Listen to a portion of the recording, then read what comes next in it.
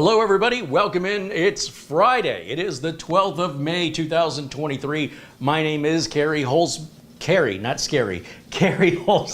Thank you so much for hanging out and checking out the chat and the broadcast today.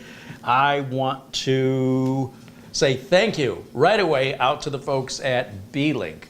They've been wonderful to work with. They have a variety of products to choose from in the mini PC category, and they have been nothing but a pleasure to work with, and I thank them for sending this unit for review today. They send their units for review for free. In exchange, I make a video. We don't have any contracts. There's no non-disclosure agreements. I am free to speak my mind, and they, unlike other manufacturers, who I'm not going to name, and I'm not out of the mini PC category. I haven't had any problems. Don't put your mind there. But there are some manufacturers of PC products that don't want to hear anything other than glowing praise, or they'll never send you anything again. Now, overall, if I think a product is going to be junk, I'm just going to decline the offer to send the product. But for full disclosure, I want you to know that I have not paid for this product, but I am also not getting paid to review it, and I'm under no contractual obligation to even do the review. I'm doing it because I want to, because I want to introduce you to this product. And this new sort of mini PC category has really taken off, and there's all kinds of manufacturers I've never heard of before, mostly coming out of China, some coming out of Taiwan, that are extraordinary value, in my opinion, as a professional PC technician, for what you get for the money. Now, I realize there's some of you out there that want a project box. And I'm going to tell you right now, I don't do those videos because I'm not interested. I don't care. I run a computer repair business, as I have for the last, well, I've been in the industry since 1991 professionally. In fact, who knows, maybe retirement is soon, I don't know. But I will tell you that I don't have time. And I don't deal with customers that want to goof around and overclock, and those folks can build their own machines. And what I'm trying to put here on YouTube on my channel is to fulfill the questions and the concerns that the average computer owner has based on my interactions with computer owners over the last 3+ decades. And I will tell you though, there's no shortage of that kind of information that you can find if you're interested in that. In fact, like I'm not going to do any gaming on this because it's already been done. And if you're interested in what kind of frame rates you can get out of this little mini gaming PC, I haven't introduced it, have I? It's the SER5 Pro. This is an AMD Ryzen 7 5800H. Now I know what you're thinking, isn't there a 7000 series and wasn't there a 6000 series? How old is this? Right now, if you go to Amazon, you can buy multiple generations of AMD Ryzen and Intel CPUs. You can buy still selling 10th gen, 11th gen, 12th gen, and 13th gen CPUs. We're living in a unique time where that's happening. And so yes, this is a brand new model featuring the 5800. Now the SER4, I believe, was a 4800. And of course, from model to model, you can expect about a 10% increase. And for those of you interested in overclocking it, don't. It's not an overclockable computer. The manufacturers, they have research and development teams who work tirelessly under variable environmental conditions, as well as different memory and voltage timings and CPU voltage and timings, to get the fastest speed out of their design that is also reliable. So if you want to kind of take a shortcut and not go through the actual process of evaluating it scientifically, and you just want to, because you're never happy, so you got to have more, you're not really going to get much out of this if you're trying to, say, overclock the RAM. The RAM's going to hit 3200, that's all, it's as far as it's going to go. In a way, it's kind of saving you from yourself. If you want a faster computer, come back here in 12 months and I'll have the new version out, or buy the 6000 series or buy the 7000 series. Just spend a little bit more money and you can have a little bit more. It bothers me when I see other reviewers comparing models and they're saying, well, this one has this processor and it has this benchmark score compared to this one, which has this benchmark score, but rarely do they ever show you the price. I'm gonna give you a little Uncle Kerry tip, okay? This is really easy.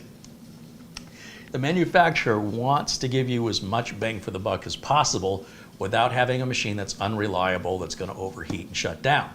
That's just a general common sense thing manufacturers do. So for you to think that you can get more out of it, that the manufacturer's holding something back, it's a delusion. And you will likely end up with problems. And that's okay. I'm not telling you not to do it. I'm just saying I'm not interested. You have fun with that. But for the rest of us, you can take these PCs out of the box, plug them in, they are plug and play ready. You do not need to do all the stuff you see these other YouTube enthusiasts doing, which is just tinkering and toying because they enjoy that, right? It's not because they have to. And again, whatever little gains they might get at what cost is all going to be undone with the next model anyway, which out of the box is going to be faster without any tweaking. It's just, some people are just never happy and they always want more. And some people are watching benchmarks instead of feeling how fast the computer is. As a real world working computer technician, computer performance is 100% based on how it feels to the customer. It has nothing to do with benchmarks.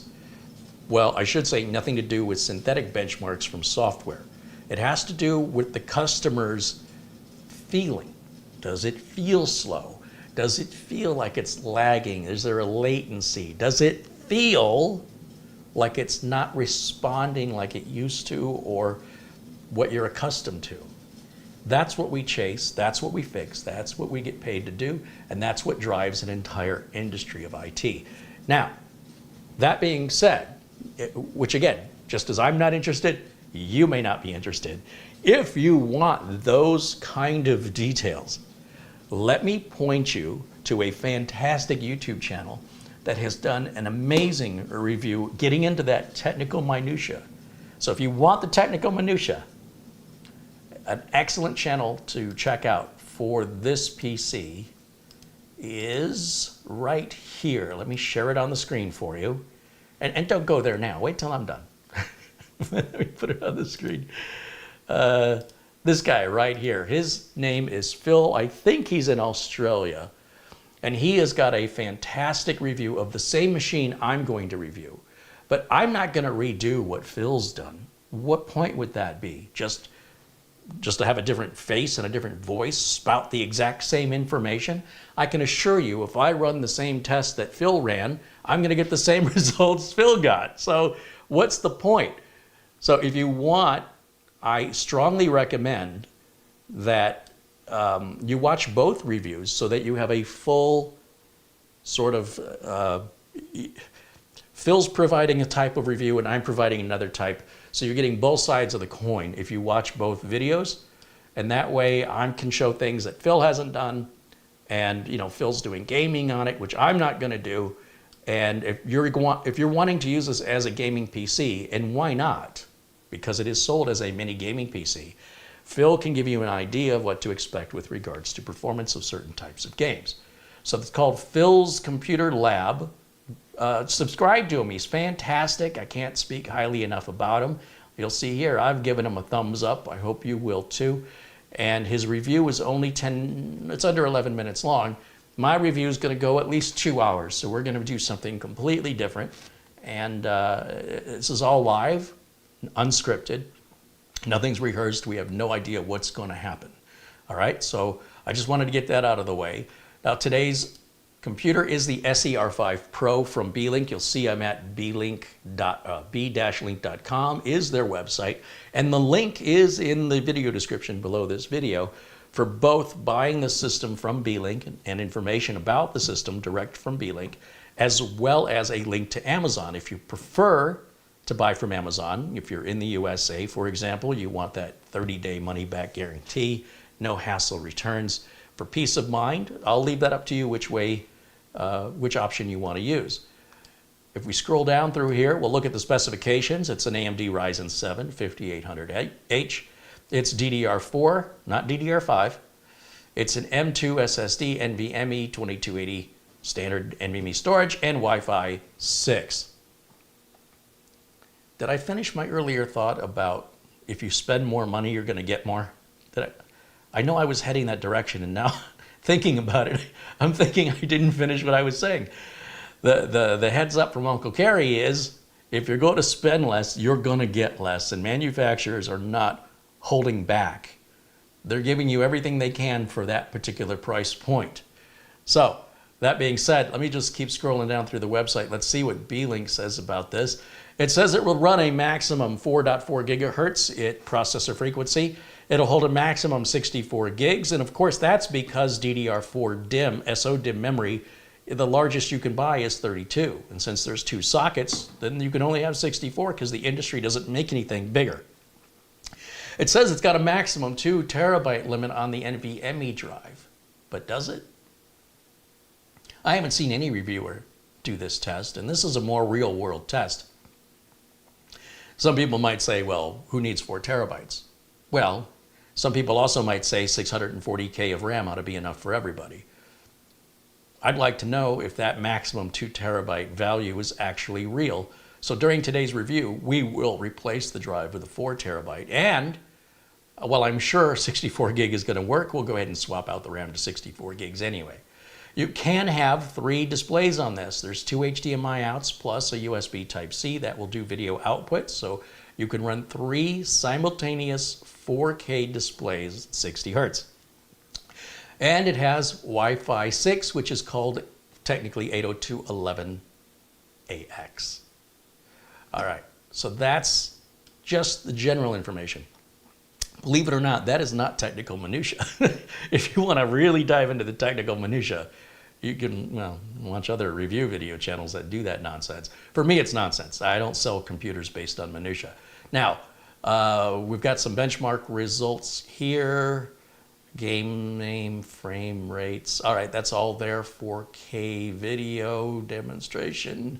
Here's an exploded view of how this machine is built with the plastic housing. It's not metal. The cooling fan.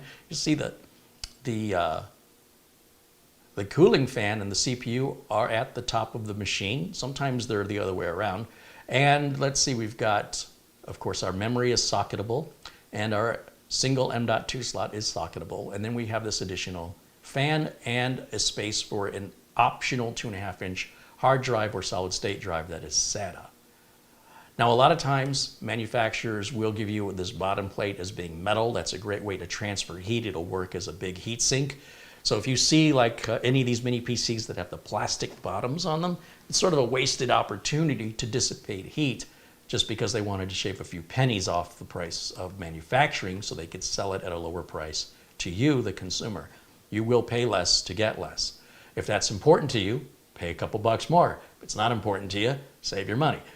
All right, as we scroll down, there's a close-up of the front of the unit with a clear CMOS recessed pinhole. 2 USB, these are 3.2s, and then we've got a Type-C USB, which is also 3.2. We've got a headset jack, which will work for microphone and headphone as well, and our power button. And if we look at the other side, where's the other side? Well, the other side's gonna, hold on, my mouse has gone crazy, stop. If we look at the other side of it here, we've got,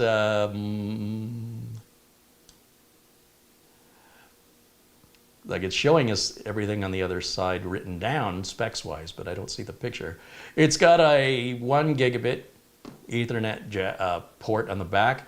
We've got 3 more USB ports in the back. They're USB 3.2s. Of course, that's where we're going to plug our power. The barrel connector goes in there. And we have a USB 2.0, which is great to plug your keyboard or mouse into. And then we've got our 2 HDMI ports in the back. Wi-Fi is, as mentioned, Wi-Fi 6 certified, and it's Bluetooth 5.2, all built in, included with the box. Some close-ups. You gotta love when marketers don't show you any cables. There's our dimensions in millimeters. And that covers it there. Now, I also want to mention that the folks over at Beelink have their own YouTube channel, and it might be worth checking that out because they have their own professional done, you know, I mean, look at the 3D rendering and stuff they got going on there. So be sure and subscribe to the Beelink YouTube channel if you want the latest and greatest information of the upcoming models and exploded views and information based from the manufacturer about their product, not from a product reviewer, right? This is the daddy of the product, and I think the daddy knows it better than anybody. And right there, Beelink, they only have 4,300 subscribers. Run over there and give them a subscribe if you want to keep up with the latest and greatest directly from the manufacturer. Okay, let me get back over to camera one here and we can start today's review. But first I want to shout out and say thank you. It looks like a couple of contributions have come in while I was talking. So let me rewind this a little bit. Dwayne Blackwelder has been a member now for 6 months as of yesterday. Right on. Dwayne, thank you so much for continuing your membership. I appreciate you, my friend. Let's keep scrolling, keep scrolling, keep scrolling, keep scrolling. I'm missing a lot here in the chat. Colin Hunt contributes £5. Cheers, Colin. Thank you. Let's see what else. Ben Laird saying hello from Scotland. Welcome, welcome.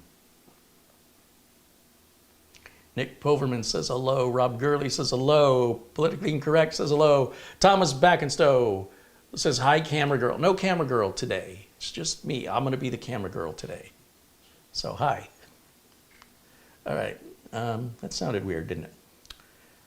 Let's keep scrolling, scrolling. Oh, there's our friend Peter Laycock, or as we call him, Buster. Buster sends a 10-pound contribution via Super Chat. He says, good evening, Carrie and Marlena and everyone in the chat. All the best from Scotland. Cheers, my friend. I hope you're doing well. Always good to see you. There's our friend Mortant and Luke Greenia joining us in the chat. Ron Barnish and Patrick Russo.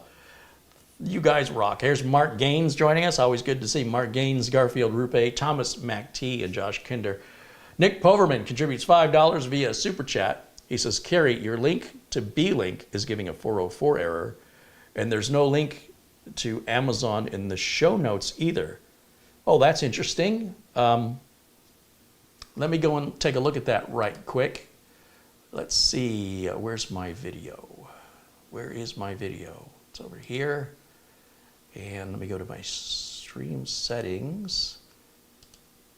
And let's take a quick look. See. Beelink. Yeah, I see.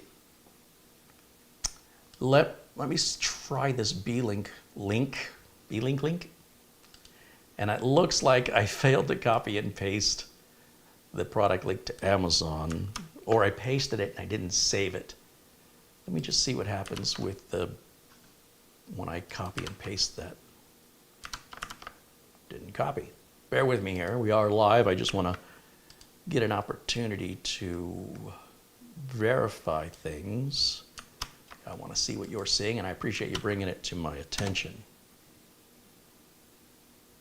Yeah, I see the 404 all right. Let me do this. Let's go back to Beelink. I can make the link right now. I'm going to go to beelink.com. At the very top of the page, I'm going to click on Mini PC. And then at the top of that page, or just a couple inches below the top, they've got the product models. I'm going to click on the SER family. And then we'll click on Learn More. I wonder if that's going to work. It seems to be giving me a very similar. Well, let me make that small change and you guys can tell me if it works for you. Let's do that. So I'm going to start with Beelink here. Just like that. So I've updated the show notes right now. If you refresh the show description, let me know if that Beelink link works. If that is somehow proprietary to cookies, then I will just change it to b-link.com, and then you'll be able to just click on the links to get you into the individual products. Not sure if I made a mistake or if it's just going to be cookie based. So do let me know. Thank you for bringing it to my attention, and I'll add the Amazon link here shortly. Boeing 757 pilot contributes $10 via Super Chat. Says, Carrie, thanks for all of your content. I watched the video that warned against replacing thermal compound. I bought 5 off-lease computers to give to a nonprofit, and that video saved me a ton of time. Yeah, in business, we don't do work we're not getting paid for. We don't charge customers for unnecessary work, because that, if the customer figures that out, they're going to get ticked off. All right, everybody says the new link is working. All right, well, if it stops working in the future, leave a comment and let me know, and I'll just put more of a generic link, just to b-link.com. But thank you for, again, bringing that to my attention. And let's see, Jim KJ3N provides what he says is a proper link. There you go. That might be something more appropriate. I'm not sure. And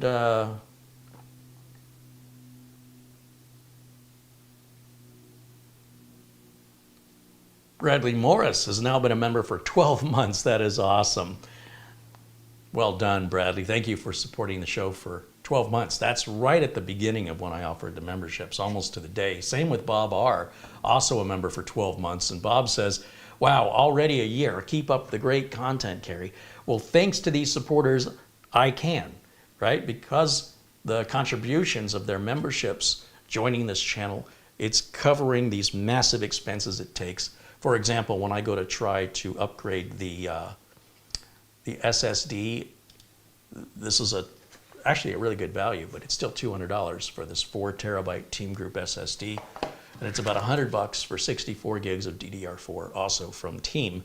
And that's all in my Deals Now page over at Amazon.com.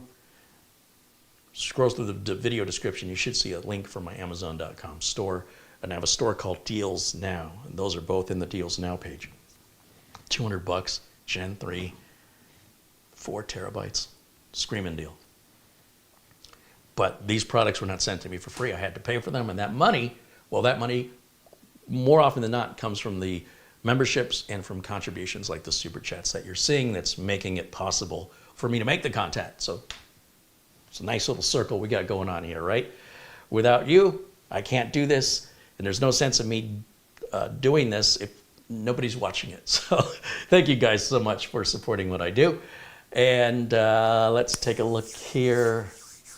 Drone Shots wants to know where I got this tablet holder. That's from Amazon. Almost universally, wherever you ask me where I got something, 90% of the time the answer is going to be Amazon. Let's see. Thomas MacT said, I'd be at 12 months, but I lost you while you were in Michigan. YouTube's fault, not yours. Don't know if you can look up when I became a member. I'm on an automatic debit. Well, thank you, Thomas. I believe you.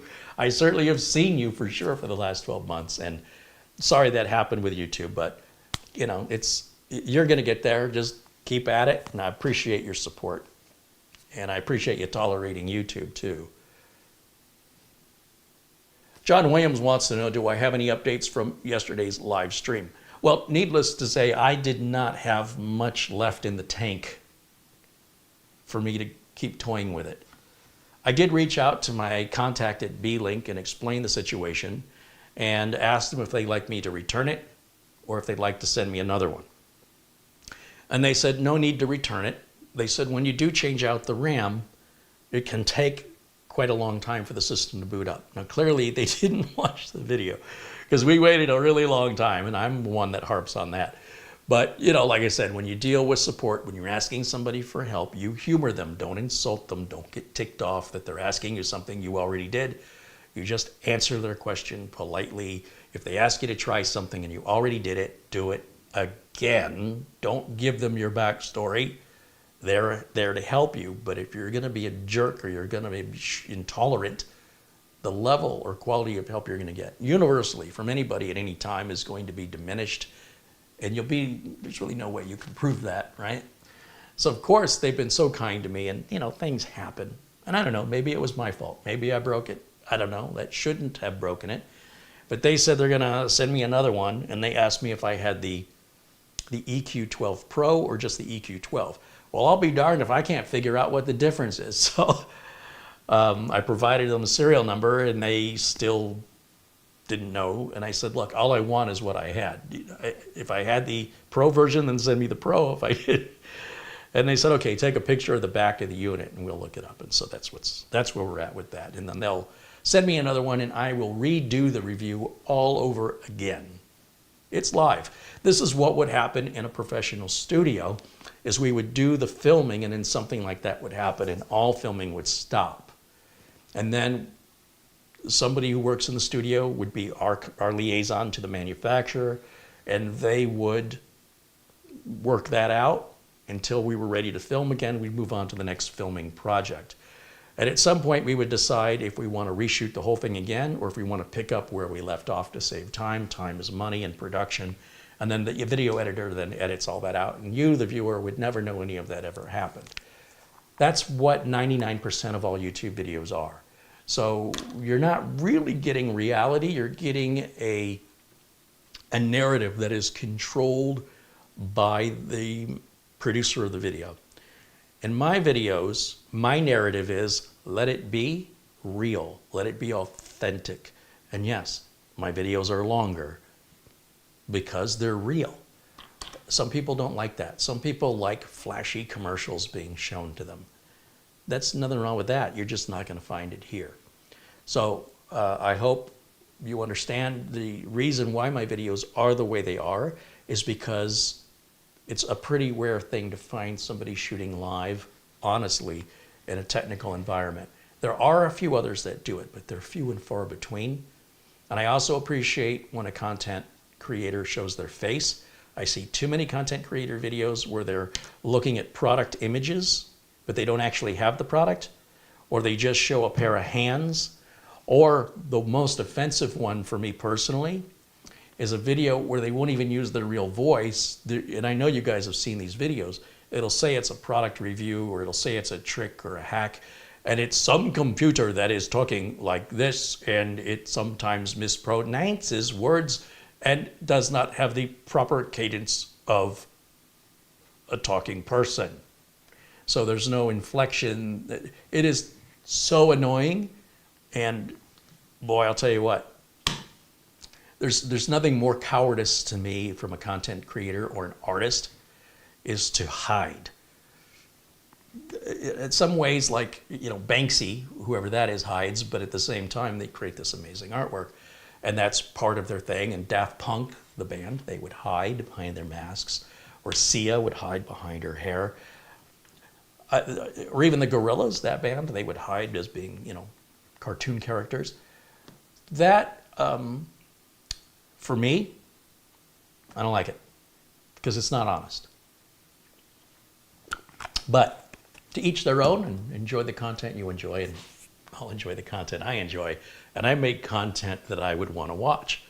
I don't necessarily know if you want to watch it, but I hope if you do enjoy the content I make, that you will enjoy all of my content once you get, if you're somebody who gets what I'm doing, then I think you'll find it's very, very unique here on YouTube. I want to mention, just completely off topic, I got a squirrel moment.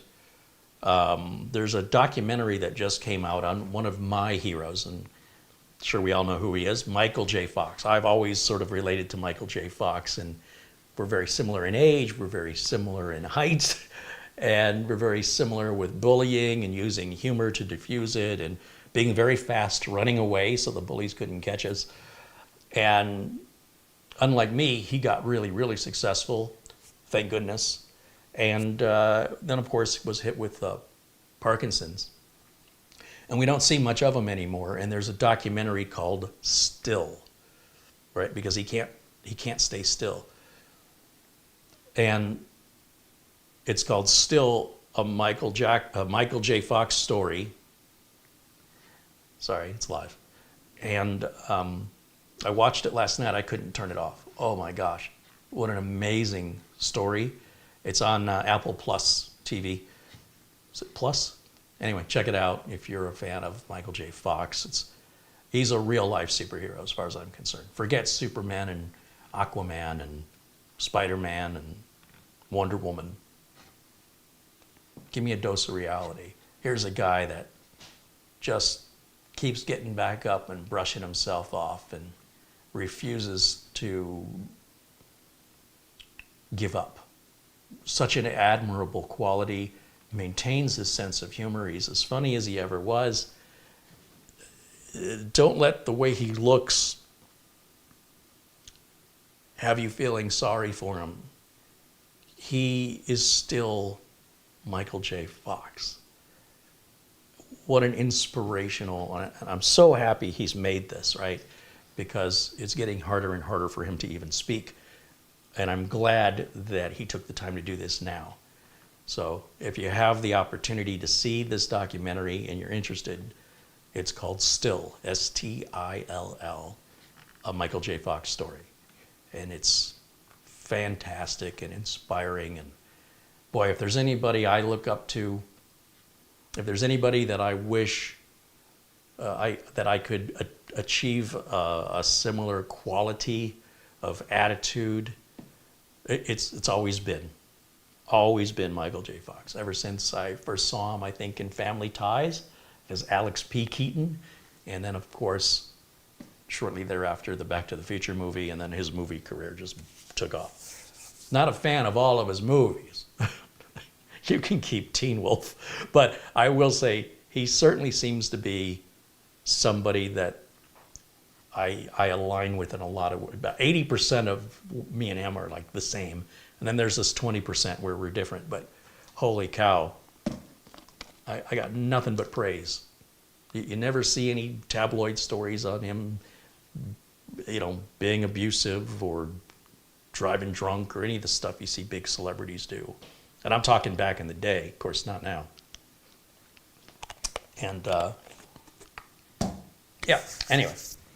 Great movie. That's why I didn't have time to work on the EQ12. I needed to unwind, and that's how I unwind last night.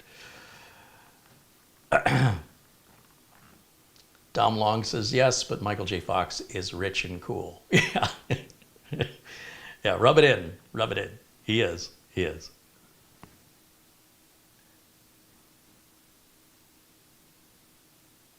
Thomas MacT said Michael J. Fox is a great example for the rest of humanity. Agreed. Absolutely. Yeah.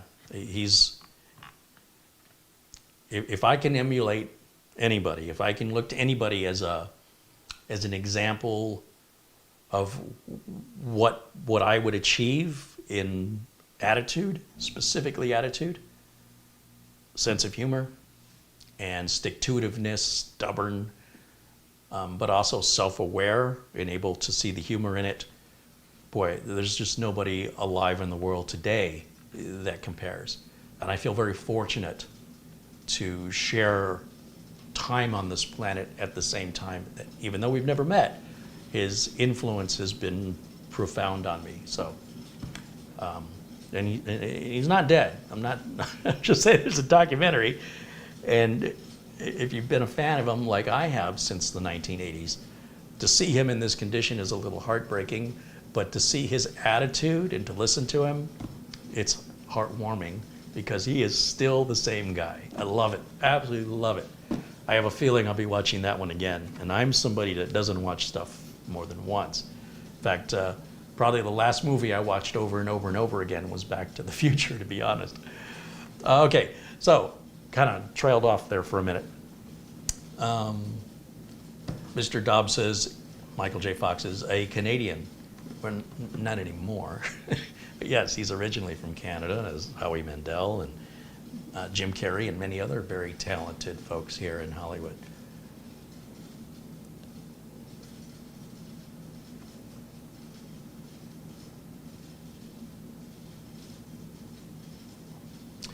All right, so I am going to start this unboxing, and I think what I'm going to do is use the overhead camera here. So I'm going to step around.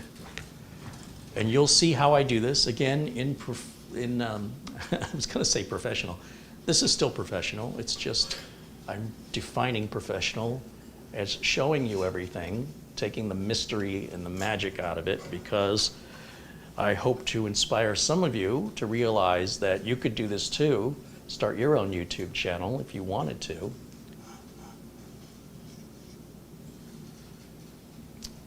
And if you're working by yourself, like I am, doesn't take a whole lot these days to get a nice, multiple angle, good picture camera view. And let me switch now over to this camera that I've just set up.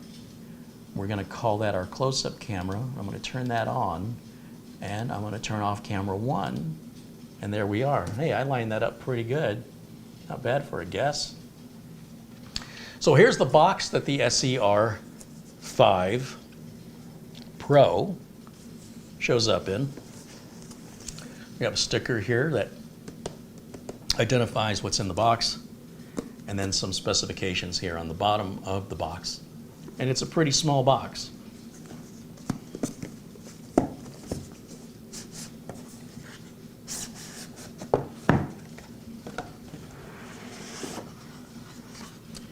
So last night, I made sure I updated this computer so we don't have to sit through a bunch of updates. And once again, I was able to create a local account without problems. And this typically has like a little plastic around it. I've already removed that, and you might even see there's some fingerprints on it. However, I have not opened it up, so we'll see what's inside of there. And you'll see we've got this red pull tab here. That's the pull, separate the metal backing when you remove the 4 screws. Sometimes with some mini PCs, you need to get a spudging tool to get between, but with this little silicon pull tab, I think every mini PC manufacturer ought to do that. It's really cool. Here is the front of the unit. Here is the top.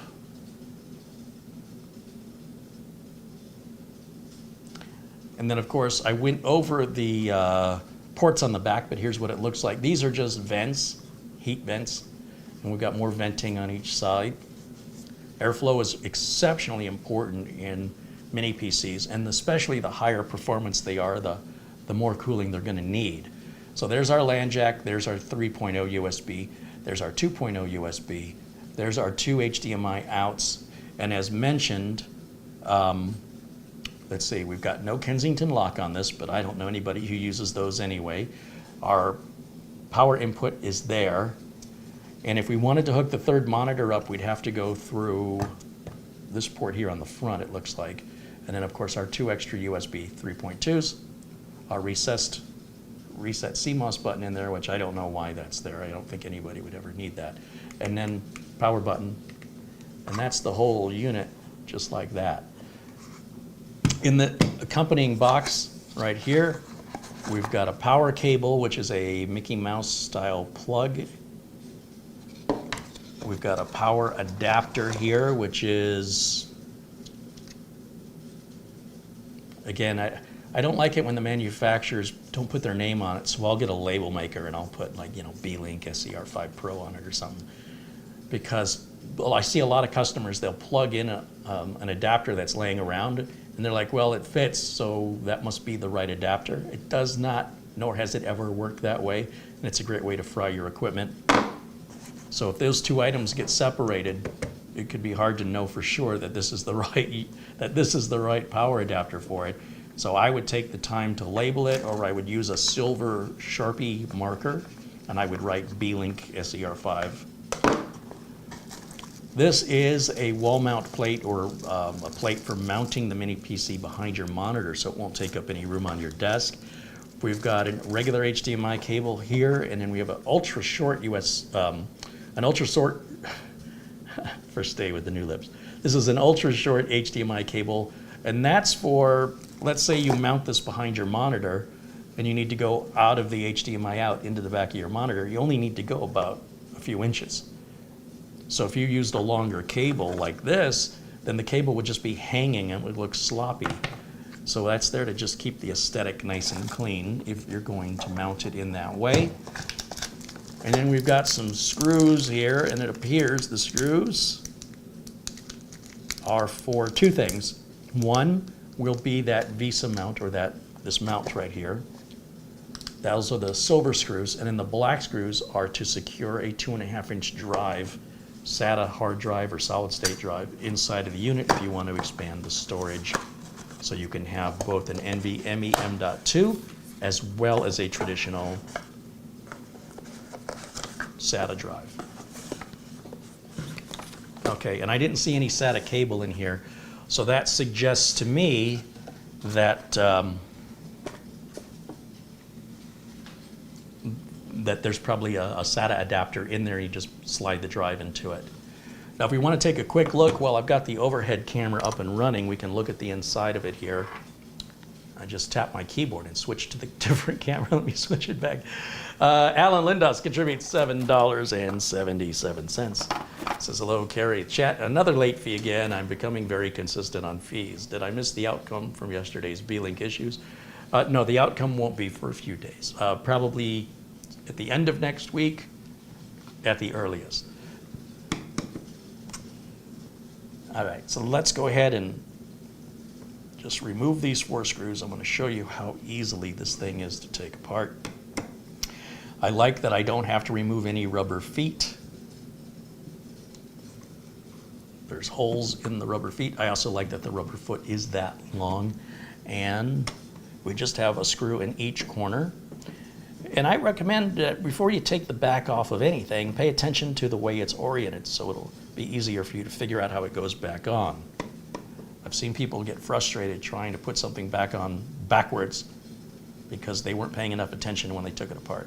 Who are those people? Me, primarily.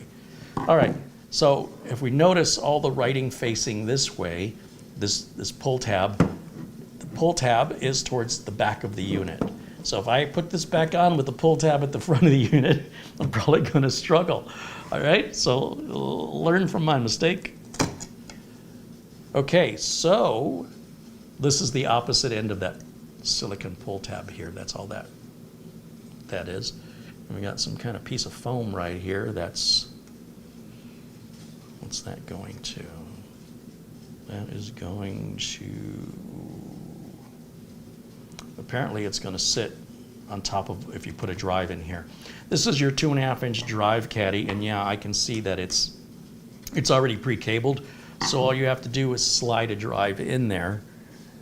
And interestingly, I don't see any holes to secure the drive, but maybe you just don't need to secure it because there's nowhere for it to go. That's going to be my guess, but then what are the screws for? Let me grab a 2.5-inch drive just to kind of picture this better in my mind. I'll just step out into the other room here for a minute and go to my parts shelf. Here's a standard 2.5-inch SSD SATA, and we can just grab one of these like this. This is a Samsung 870 Evo 2 terabyte, and just slide it. It's got to go this way. Just slide it in. That's all there is. The drive doesn't move up or down. It doesn't slide, so I'm going to guess screws are not necessary. Because even if I push the drive completely forward, it takes quite a bit of force. However, if I were to have that installed and then I ship this, I could see the force of the way the packages are tossed about by the shipping companies, that could come free without anything securing it. Unless it secures from the top. No, it doesn't appear to do that either. Huh. Well, now I'm a little baffled what they intend for those other screws. It doesn't bother me. I don't see screw holes to secure the drive, given how tight it fits. But, and I mentioned this yesterday, there's a fan here, and it says do not block. But what they mean by saying do not block is they mean don't prevent the fan from spinning. Don't block the fan from turning. Even if we put a drive in here, the air is still going to get sucked underneath the drive. So you're not blocking. This is not what they mean when they say block. They don't give you a hard drive caddy and then put a fan in it and say don't use the hard drive caddy. Think about it.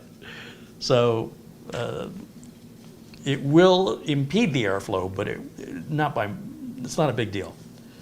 All right, you just want to make sure that fan doesn't have anything blocking it from turning. That's all.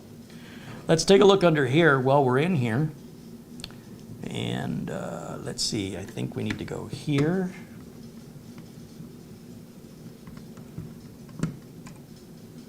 There's one screw. And we have this one in the middle. There's going to be 3 screws we have to remove to take this out, as we've learned from yesterday's video and also previous other Beelinks that follow this same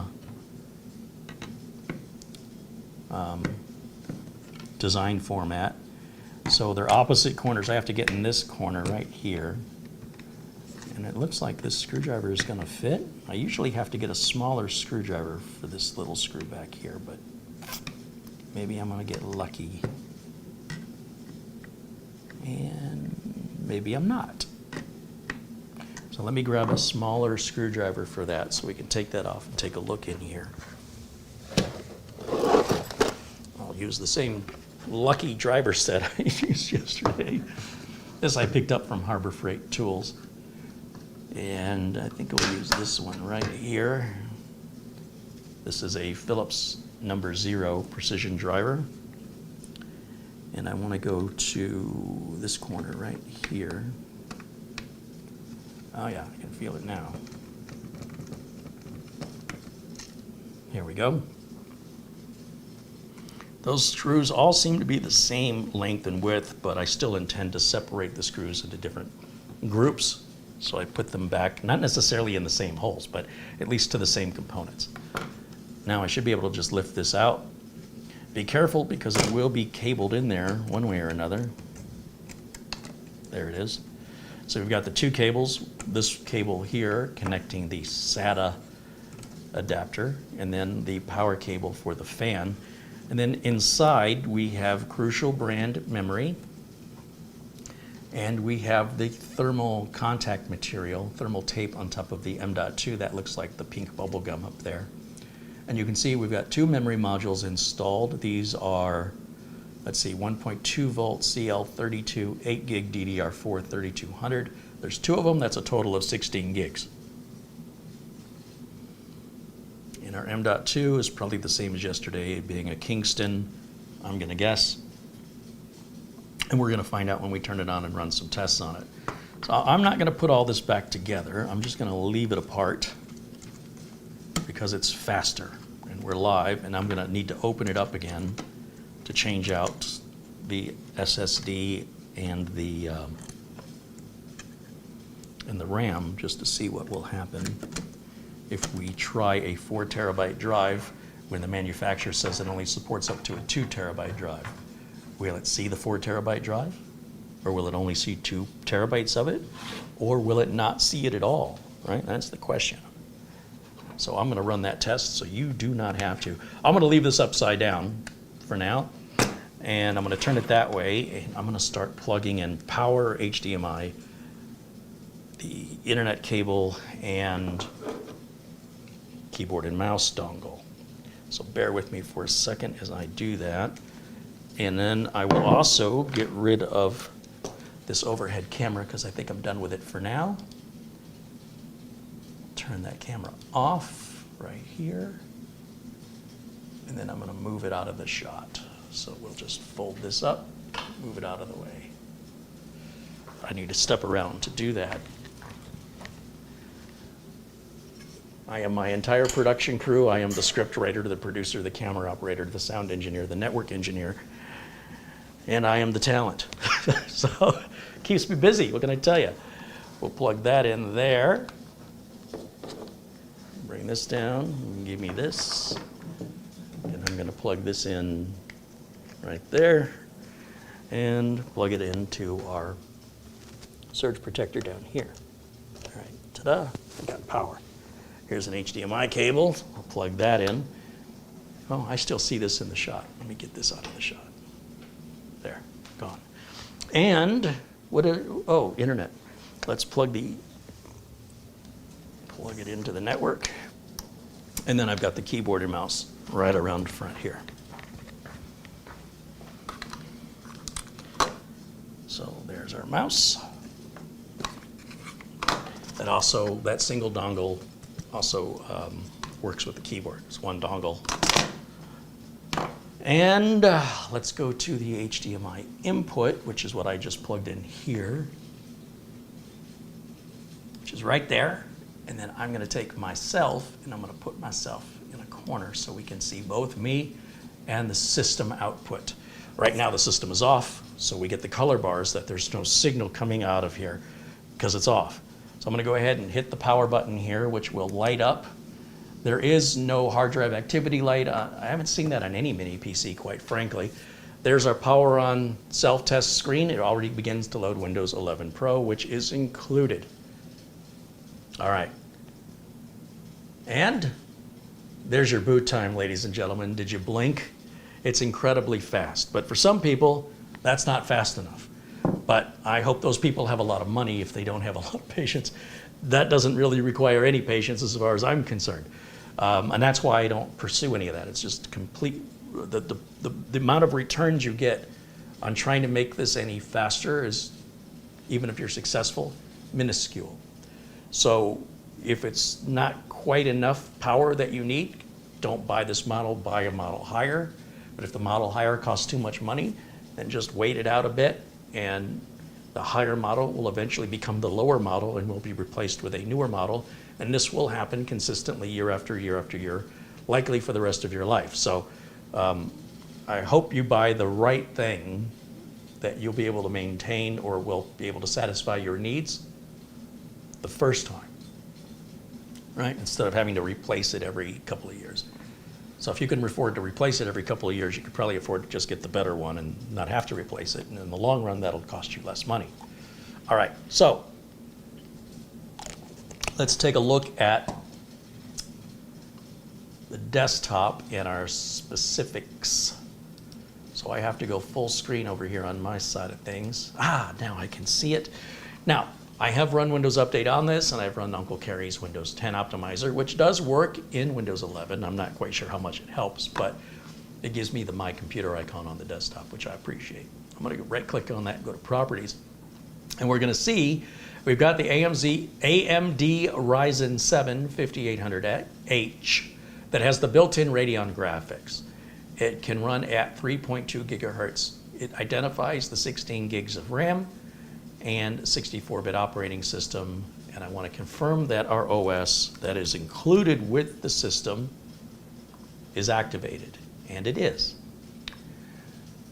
With regards to the C drive, we can see how big it is, 500 gigs, just like they said it was going to be, and we only have Windows 11 on here. And VLC, I think, is the only third-party content, and it's consuming 48 gigs, so we'll round it up. We'll say 50 gigs. We're using 10% of the drive. 90% is available. And if we want to run Crystal Disk Mark on it, let me grab my flash drive that has my utilities. We'll plug that in. And let's copy over Crystal Disk Mark and see what kind of numbers this drive gives us. Here we go. I always like to use the portable version. I like to avoid installing software that, is going to put stuff in the Windows system folder and the Windows registry that will probably be there till the end of time, until a clean install. For something I'm only going to run once, let's go ahead and start this benchmark here. In fact, wait, let me stop it, and I'll go under Settings and select NVMe SSD, and let's do that again. I'm most interested in the top left and top right numbers. Those are the maximum speeds under the best of conditions that you could ever get out of this drive in this configuration. And that's incredible that we're running at 3664, because about 3600 is as fast as Gen 3 is going to take us. So does that mean that's a Gen 4? Those are almost beginning to look like PCIe Gen 4 speeds, because seeing Gen 3 running at 3666 has got to be just the absolute tippy top of saturating Gen 3. Let me take another look at the specifications here while that's running. So I need to minimize that. I want to go back to Beelink's website, and I want to see what they say about the PCIe speed.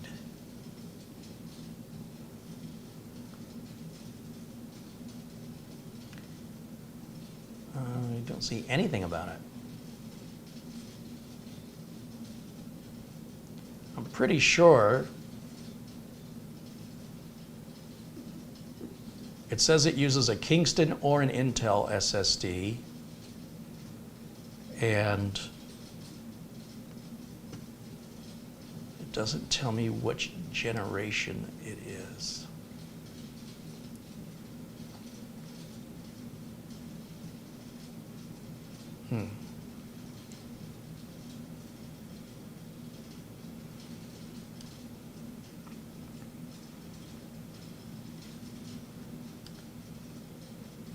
Well, there's other ways for us to find out.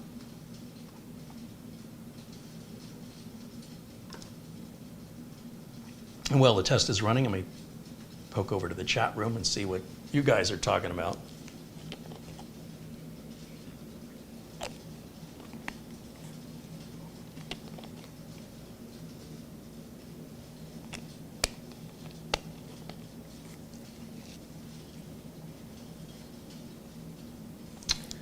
Wintermute says the CPU supports only PCIe Gen 3. All right, well, I appreciate that. But Paul McIntosh says that the CPU is capable of Gen 4. Who's right? Two people in the chat say two opposite things. Steve Mercure says that looks like a lot of computer for not a lot of money. That's the point, right? It's not the best computer money can buy, but it may be the best computer you can buy for the money, right? It just kind of depends on you as an individual. Most end users are never going to go into a BIOS. First of all, I just want to get that out of the way. Most end users are never going to upgrade this.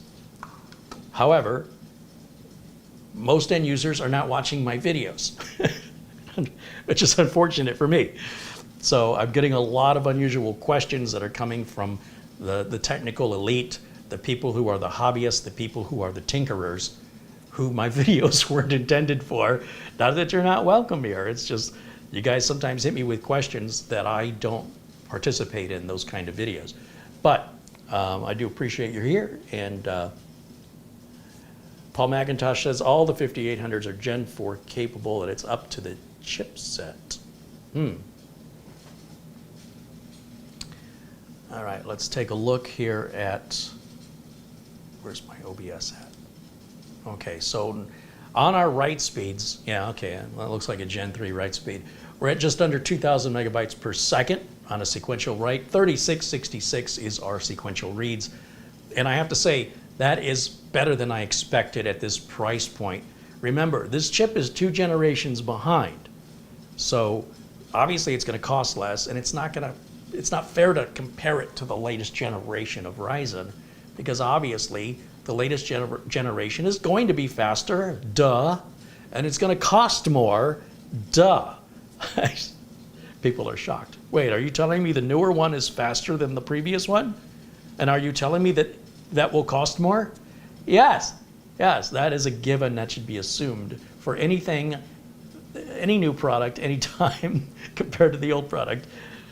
In general, things get more expensive, things get more efficient, things get faster, things get more upgradable. The limits or boundaries typically start to grow and expand. So, William Lynn says the site that AMD says the Ryzen 7 5800H can only support Generation 3 PCIe.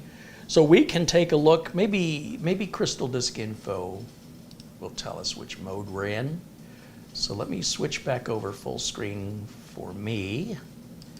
And yeah, there's our final Crystal Disk Mark numbers. Let me go over to my yellow folder down here, and I've left my flash drive in there so I can easily access the Crystal Disk Info program.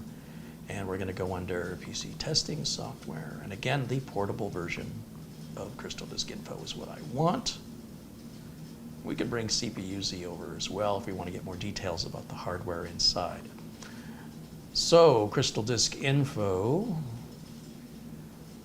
Let's see what you have to say. Do we have the Kingston drive? It says we've got a CT500P3 PSSD8. Okay. Transfer mode is PCIe 3.0 by 4. So, oh, wait a minute. It shows PCIe 4.0 by 4 as well. Okay, well, we can study data all day long, but it's a far cry from reality.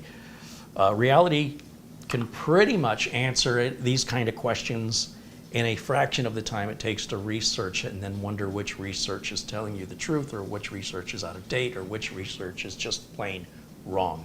So it's pretty simple to change out an SSD. I'll do that so you don't have to. And we'll find out if this is Gen 4 capable. So let me go to the other room and pull out a Gen 4 drive. I know I've got one here somewhere. Gen 4. Come on, Carrie. I know you're going to have a Gen 4 somewhere in inventory. Well, I used my Gen 4 Samsung 980, didn't I? So I don't have a replacement for that. Shame on me. Wait a minute. What is this? Is this Gen 3 or Gen 4? I don't know.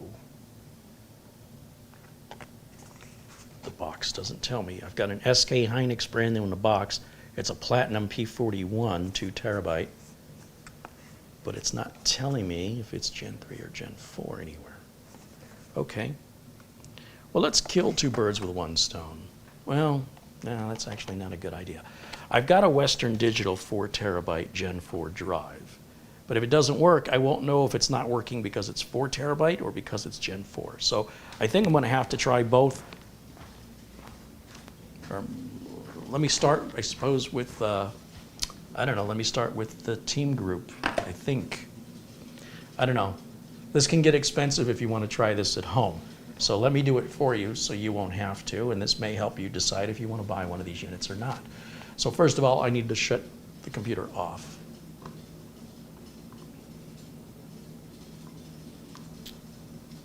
No, I can't see anything. I've got to make the screen full screen for me. There it is.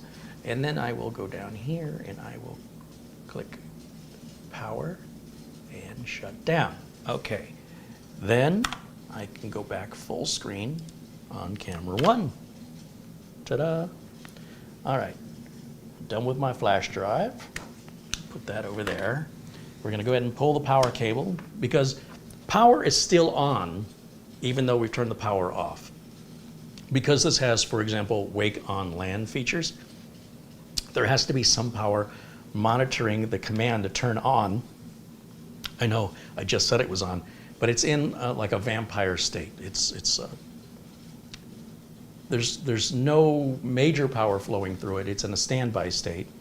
So that way it can monitor the wake on LAN command that can wake it up, and then that officially turns it on, brings the voltage into everything, and boots up. I don't use wake on LAN. It's typically used in businesses for remote maintenance. But Beelink doesn't really go into too much detail on how to set it up, but they do say that if you email them, they have a document they'll send you that explains to you how to set it up on their units. I don't have any interest in that, so I'm going to just leave that there. And I'm going to go ahead and take out this drive here. We'll just set it aside. And before I go any further, I want to show you that the machine works with this out. There was some questions yesterday about, maybe the back has to be on, or maybe, and everybody's imagination's just imagining all these things with absolutely no precedence or foundation upon which to base their conclusion. They're just making wild imaginary guesses about something they have no knowledge about, which drives me crazy. I get you have an active imagination. I appreciate that. But based on what? Like where do you have an example of a PC, a mini PC that won't work? Where have you ever seen that in your life, a mini PC that won't work with the back on it? I challenge any of you watching to show me one that's built that way. So you can have imagination, and that's fine, but you're wasting a lot of time if that's how you're going to go about fixing things. Like if that's your way of diagnosing, you're going to be a while. All right, so I'm going to go ahead and turn this back on with the lid off, and I'm going to show you that it boots just fine, that there's no issues, that the fan is totally optional here. It doesn't care if that fan's plugged in or not. It'll work fine without it. It doesn't care if the back is on. Add all of that technology to determine if the back is on or closed or if the fan's plugged in, costs more money. So at a certain price point, you've got to have realistic expectations. I don't know how many times I have to keep saying it. So it's pretty simple machine, but at the same time, what we're calling simple by today's standards is very, very complex by standards of the 1980s, 1990s, or even the early 2000s. The technology evolves very, very quickly. So what would have been considered a very complex setup 20, 30 years ago or beyond is now considered a pretty simple setup. All right, so let me go back to full screen on camera 1 so you can see what I'm about to do. The first thing I'm going to do is change out this M.2 drive for the 4 terabyte team drive and see what's going to happen here. So I'm going to go ahead and remove the one screw that holds in our M.2 here. And I'm going to remove that. This says it's a P3 Plus made by, it says AZW. PCI. Oh, it says it's Gen 4. Look at this. Well, that's, this is what I'm talking about here. Getting to the facts. You guys can Google stuff all day, and if you choose to believe what you're reading, that's great. But even the chat room can't agree. But look, just look how fast I got the real answer that is undebatable.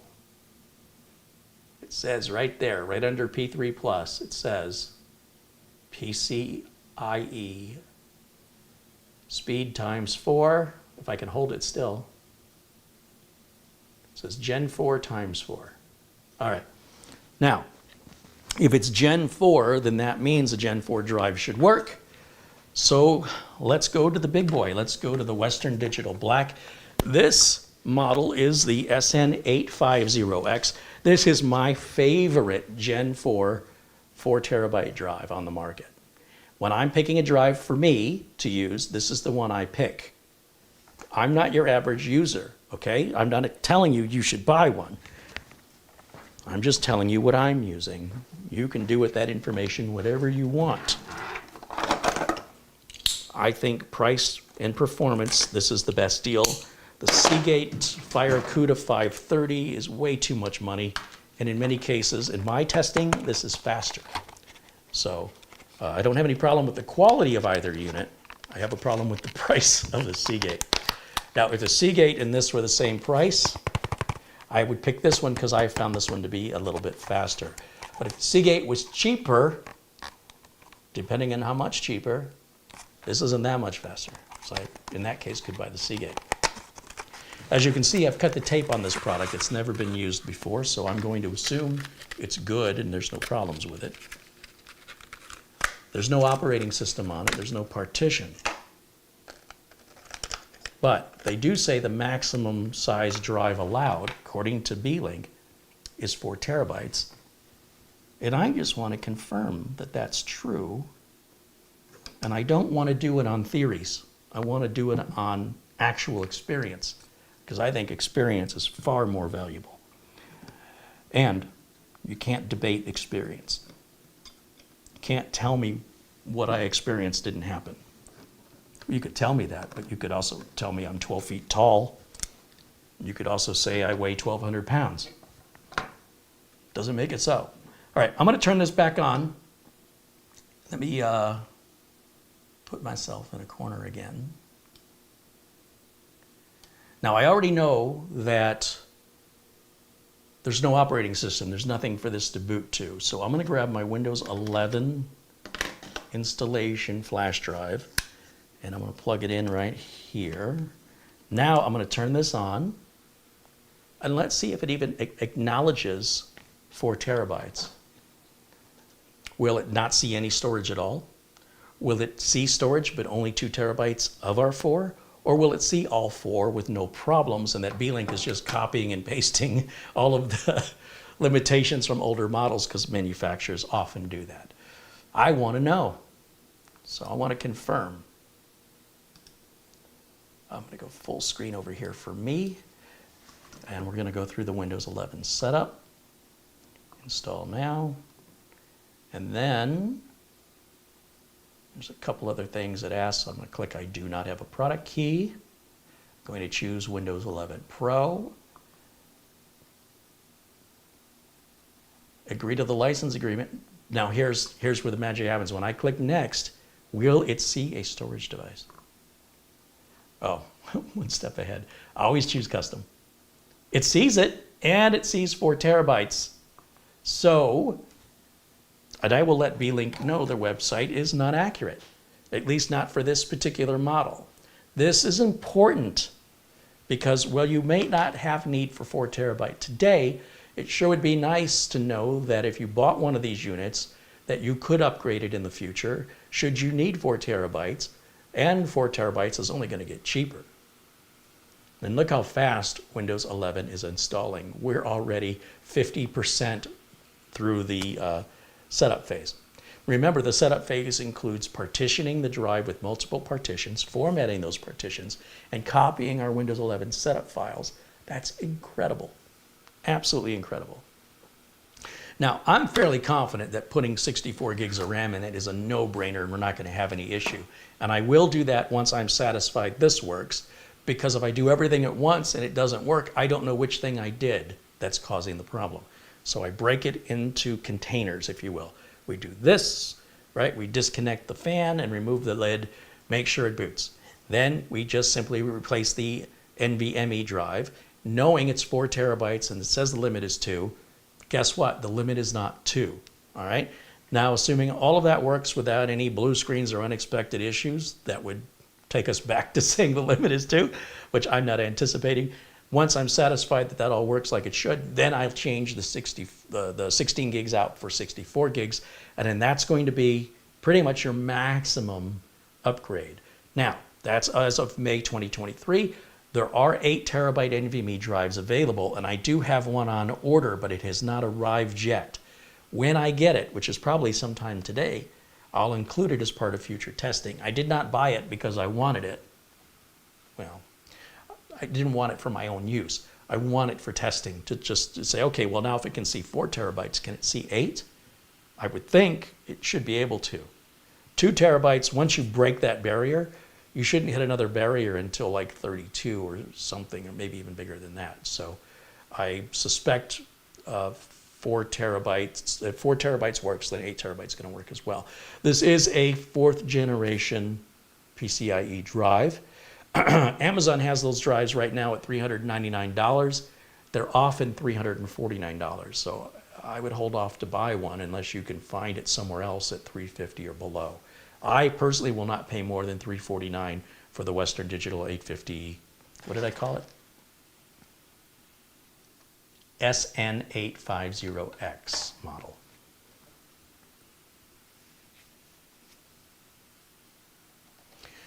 So let's take a look.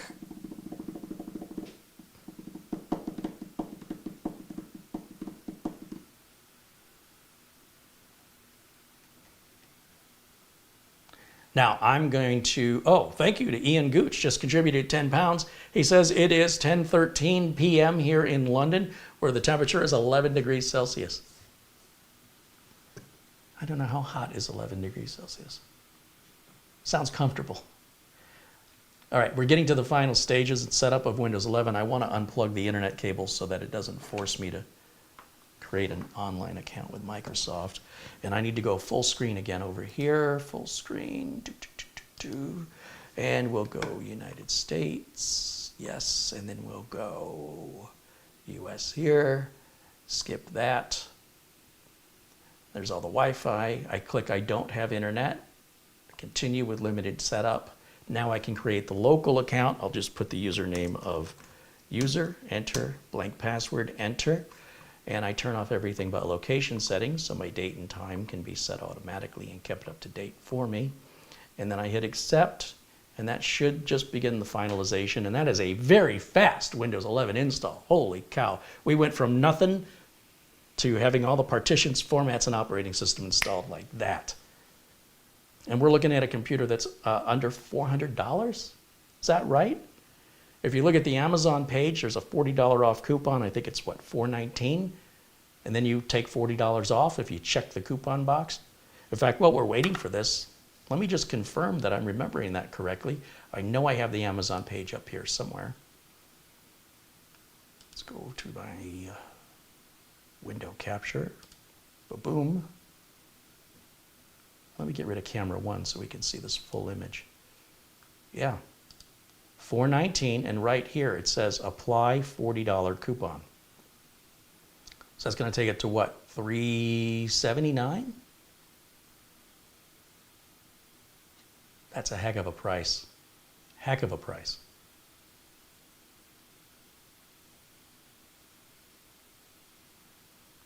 Also, feel free to look at the reviews, whether you go to Newegg or other websites where you buy your products from. Take a look at what people are saying. I always want to see some 1-star, 2-star, and 3-star reviews, or I would wonder if these reviews were all real or not. So I love to hear what actual owners think. I also like to go to the 1-star to determine how crazy people are or if they have legitimate complaints. This person is complaining of lack of support, say only email support is, well, that's because they're in China. These people say Wi-Fi is useless. Wi-Fi 6 is a lie. It's actually slow. Intel AC 3165. I don't know, do we have a 3165? What are they talking about? Here's the other issue. When you read some of these reviews, you'll notice that the Amazon page covers 4 different models. And this is true of oh, there's 3 models here, right? There's a 4700U, the 5800H, and a 6600H. And we don't necessarily know which item they're reviewing because all the reviews fall together. Sometimes it'll specify right here, like this person's reviewing the 5800H. Let me go back to those 1-star reviews.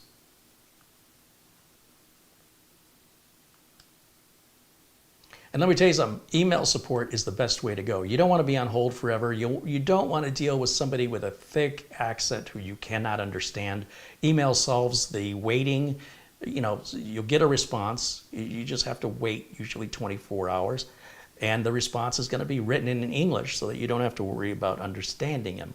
So I'm all for email support. You know, when I talk to Beelink, I've never talked to them on the phone. So for somebody to ding them for that, boy, oh boy, I just love the public, let me tell you. So we're going to go back over to the ratings, and then I'm going to go back over to the 1-stars. You know, because sometimes the 1-stars make a point, and other times the 1-stars are just people with crazy expectations. So yeah, they're reviewing a different model here, and I just want to make you aware of this. This one here, where they said the Wi-Fi is useless, they're saying that the PC needs to be close to the source. All of the PCs work for me. This is probably their router. There's another person complaining about the Wi-Fi also on this model. And they're saying all of the other PCs in their house work. This person also says the Wi-Fi is a lie. So it's saying it's an AC3165 adapter. Well, we can verify that. We can look in the device manager and see if that's true. And again, I want to make sure that they're reviewing the same unit. Person says the PC crashes, but we don't know what the crashes are. Interesting. Okay, so again, I want to emphasize that I want to see 1-star reviews, but I don't want the 1-star reviews to be the long line. I want the long line. I want at least 60%, 60, 70% of the people to give 5-star reviews. And that certainly meets my requirements here. So, but be sure to read them, decide for yourself, and do know if you buy from Amazon, they have a 30-day return policy. No hassle, you don't have to pay for it. And in some cases, if you order it today, you just might even get it today, depending on where you live and if it's in stock at your local warehouse. Okay, let me switch back over now to my HDMI input, and let's see how we're doing. Install is done. Let me go to the yellow folder. Let me go to this PC. That's my Windows 11 flash drive. I'm going to go ahead and eject that because we're done with that flash drive.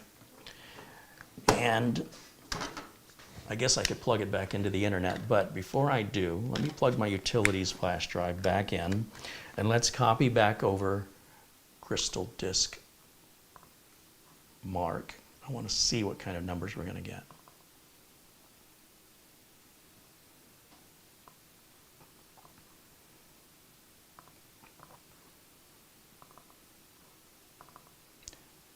Now, if we hit numbers over 4,000, I guarantee that motherboard is running in Gen 4 mode. Remember, the drive that they're going to include is not going to be a high-performance drive. And seeing a number over 3,600 certainly leads me to think that motherboard is supporting Gen 4. Now, the speed of 3,700 is awfully slow for Gen 4. We should see about 6,000 to 7,000. However, I suspect we have a bunch of drivers missing. I'm going to stop this and close this out because it occurs to me I might be running this prematurely. Let me right click and go to device management, device manager. Yeah, so we have the PCI decryption encryption controller, the SM bus controller, the multimedia controller. Those might have an impact on our performance. So what I would do is I would plug the internet into it first of all. So let me grab my Ethernet cable that gives us internet access. We'll plug that right back in there. And do I need to load an Ethernet driver? Typically, you only have to do that on the 2.5 gig Ethernet adapters. But yeah, it's already loaded with Windows 11. And then let's hit Beelink's website. Unclick that, start. Unclick that, confirm. Okay, close that. And let's go to b-link.com.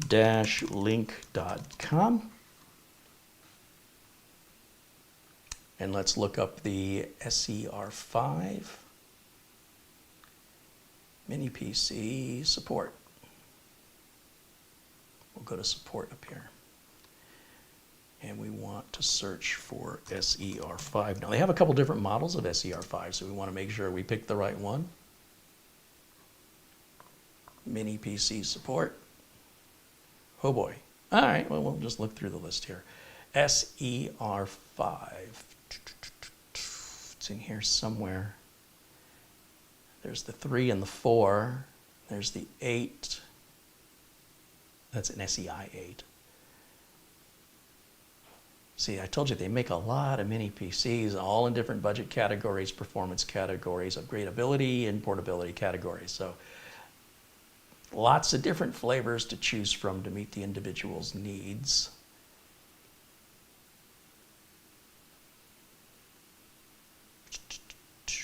It's the S12,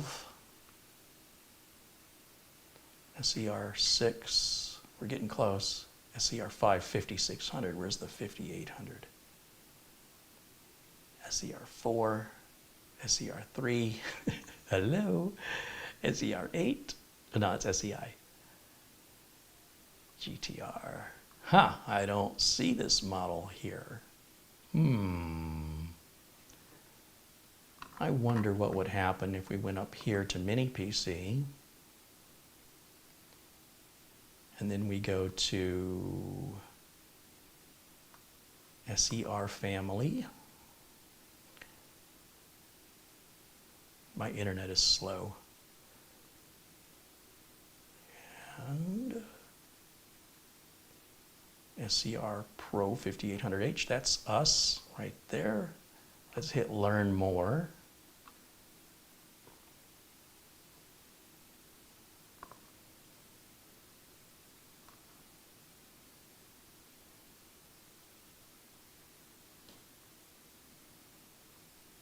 There we go. I wonder if there's a support section in here. My internet's killing me today. It doesn't look like it.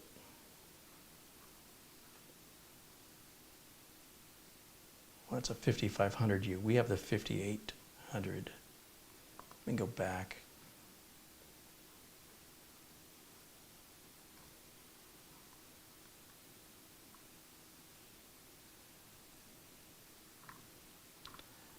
support.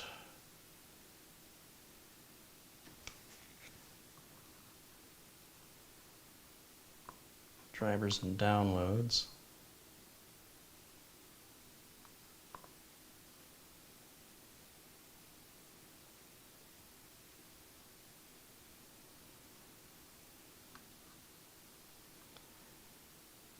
And let's see what we have here.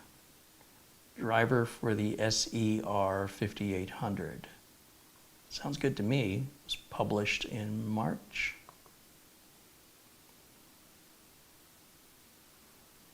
The SER6 Pro 7735H, we recently did a review on that one, didn't we? I can hit Control F and just type in SER5. And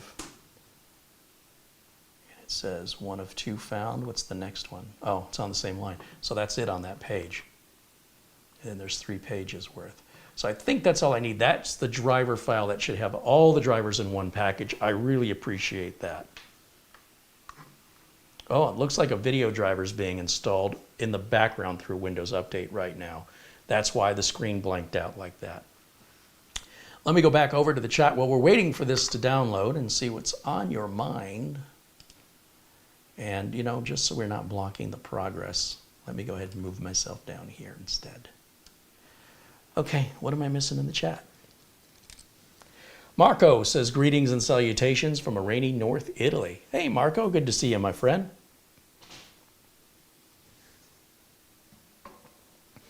Steve Mercure says, have a nice Mother's Day weekend, everyone. Indeed, indeed. Sunday is Mother's Day. Larry Hall contributes $10, says hello from Oregon. Hey, thanks for joining us, Larry.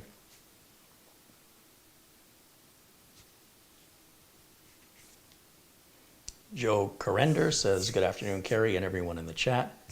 Sergio was telling us 10 degrees Celsius is 50 degrees Fahrenheit. Ooh, I would like that.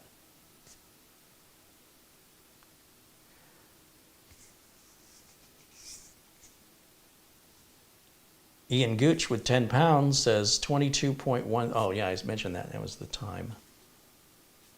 SueCool98 says, Carrie, I bought 4 Beelink mini PCs. 2 are i5s, 1 for my cousin and 1 for a friend.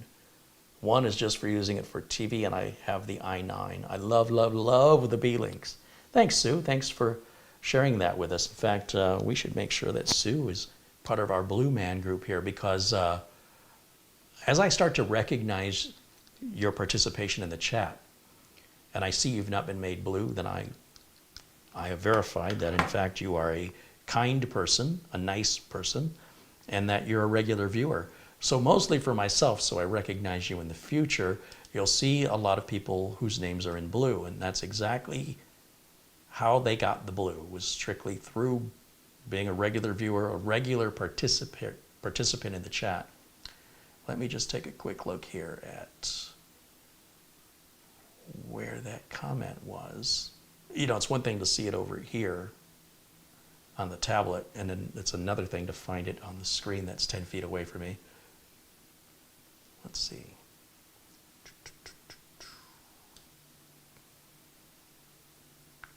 Yeah, if you have any experience with any brand of mini PC, I'd love to hear your thoughts, good or bad, and why. Like I said, that is a much better benchmark than any piece of software. It's just hearing what real people are saying from a real experience with the products. What do they like about them? What do they not like about them? Let's take a look at where it did. Oh, there's Sue right there. Add Sue as a moderator. There. Now SueCool98 is blue. Welcome. All right, let me go back over to the chat. Wait a minute, is our download done already? Let me go full screen over here on HDMI input. Full screen. Looks like we're just about done. A few seconds left.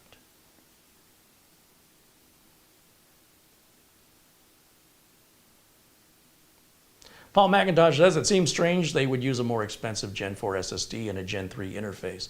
I don't know where you're getting the Gen 3 interface from. I've never seen Gen 3 run over 3600.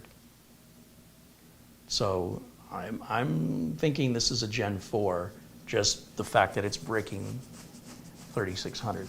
And I could be wrong, but I'm not quite sure where your confidence is coming from in that regard, especially when the chat room can't seem to agree themselves if the motherboard is Gen 3 or 4.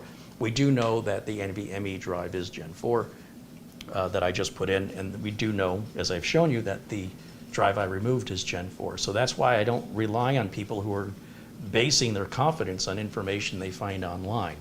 So I'm a little bit concerned when I see those kind of comments because they're just coming to conclusions. And that's not to say they're wrong, but I much prefer hard evidence.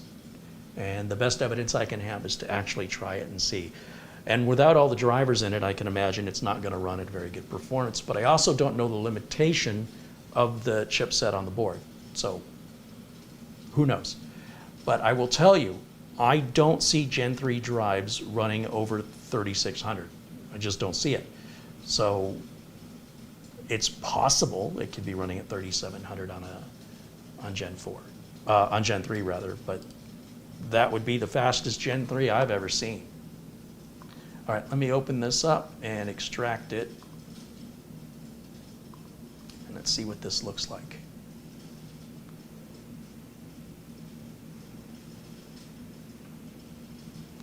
And again, when you're watching other review videos, are they covering this information? And furthermore, are they proving it? Or are we just pointing at things online and putting it on video? Let's take a look here.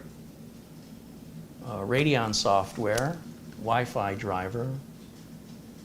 I was hoping that had a batch file where we could run all of these things at once. That's all right. Let's just start to install it. We'll start at the top and work our way down. Whether we need them or not, we'll just put them all in there. Why not? And once we get the drivers installed and the system rebooted, after all drivers have been installed, we can then try Crystal Disk Mark again. Maybe it'll read exactly the same, or maybe the reading will be completely different. Certainly, if we're going above 4,000 megabytes per second, we're definitely on a Gen 4 connector. So we're going to find out one way or the other. For better or for worse, we're going to get to the truth and stop with this mining of information that you are validating as accurate, current, and that you are not misinterpreting, which is all possible. In fact, pretty much every minute of every day is what I see online is people misunderstanding, miscomprehending, or getting false information that they cannot differentiate from real information. And I want to know. It doesn't mean they're wrong, but it also doesn't mean they're right just because they said so. So this is how we solve problems in Gen X. Right? We just do it, get her done, and let's find out what the actual experience is. All right, I'm going to hit install here, and it says it's going to be about 2.5 minutes for that to install. And I'm going to go back over to the chat and see what else is going on in there that'll ruffle my feathers. Nick Poverman said, my daughter decided she wanted a new computer for home. I showed her one of your reviews of a Beelink, and now she wants the Core i5 one. Cool, cool, cool.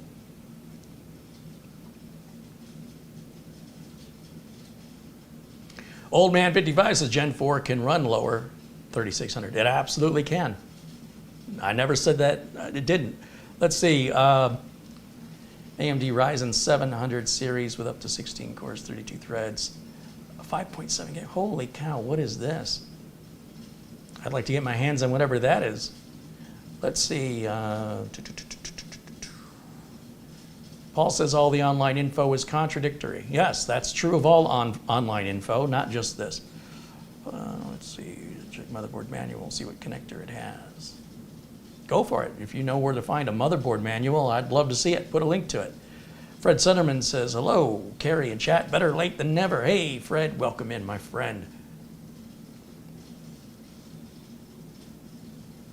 Where are we doing here? Oh, we're done already? Click finish. Is that going to reboot or what? No? Go to the next driver then. Close that. We'll go to the Wi-Fi driver. Oh my gosh, what do we have here? WLAN. So what do you do with this if there's no setup in here? Well, you could right-click on the Start button and go to Device Manager. Oh, look, all of our problems went away, but that doesn't mean we've got the latest driver or the optimized driver. So let's go to Network. See, that person that said that Wi-Fi card was wrong, I don't know what they're talking about. That's an AX200 card. That's a good Wi-Fi card. Let me right-click on this, click Update the Driver, browse my computer, and point it to the driver directory right there, and just let it search that. Windows has determined that this driver's already installed. Okay, good, good, good. Then we'll do the regular LAN driver too, which is a Realtek gigabit driver. Update driver. Browse my computer, same location, hit next. It's already installed. Good, good, good. All right, what else do we have left? Bluetooth.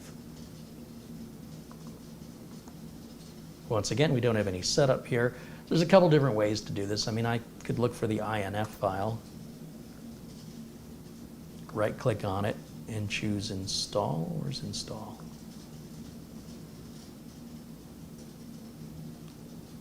Did they take it away in Windows 11? Let's find the Bluetooth over here. Where is Bluetooth? Right here. Update the driver. Update. Browse my computer. That's the directory that has all of our drivers expanded out. Windows determined the driver's already installed. All right, so as far as our LAN, WLAN, and Bluetooth drivers are concerned, did all that on its own. What is unknown device? We don't know. That's why it's called an unknown device. Still no option to install. Okay, don't know what that's for. That's pretty weird. What is this? Installer. ETU11. We're in 64-bit, but apparently it'll pull that on its own. So we'll run the installer for whatever this is for.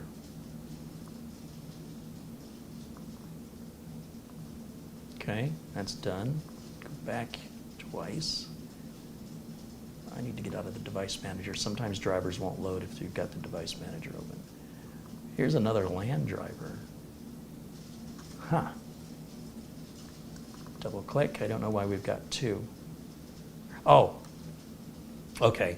So the Intel is the Wi-Fi, and this is the Realtek. Click yes. And there may even be a newer Realtek Ethernet driver available from Realtek directly, but we'll just go ahead and take what Beelink's offering, because that's what they've tested with. And then it's a Realtek audio driver as well. What is this doing?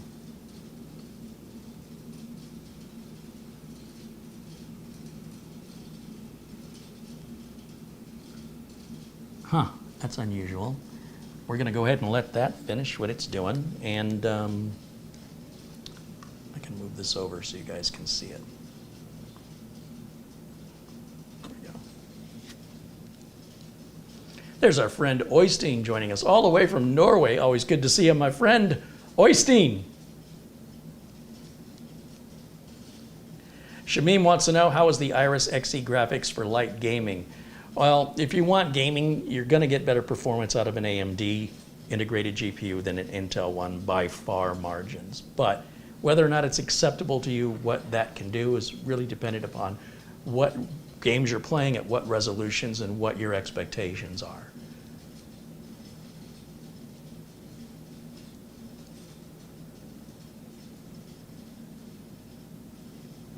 All right, I guess that's done. Haven't had to reboot yet. And then this is our sound. Install apps. Wait a minute.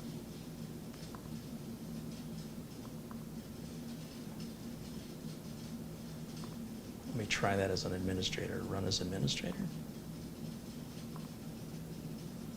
Oh, it does something similar. Interesting. So now that we've done all that, let's reboot it. And then when we come back to the desktop, we'll go ahead and run Crystal Disk Mark again and see if the numbers have changed at all. And bearing in mind that it's still downloading Windows 11 updates in the background, even though I have not instructed it to do so. That's a part of Windows 11 to keep you secure, that it'll happen in time in the background for your benefit. Holy cow, that is a fast boot up time. Okay, let's go back to Device Manager. Let's make sure everything is happy. Right click, Device Manager. Everything is now happy. Double click Crystal Disk Mark, runs 64-bit version. We'll change the settings to NVMe mode. Close this window and start the test. All right, here we go. We're gonna see 3700 again.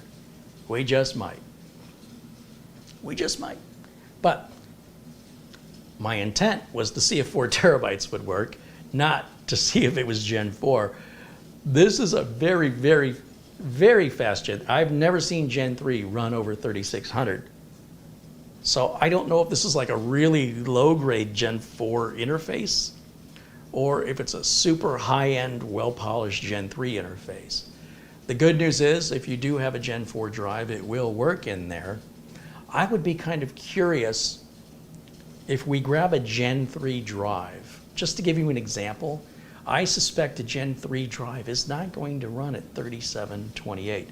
In fact, I've got a Samsung 970 EVO, and we know those performance numbers are typically right around 3600. I've never seen 3700 come out of a 970 EVO. And I'm going to suspect, let's see.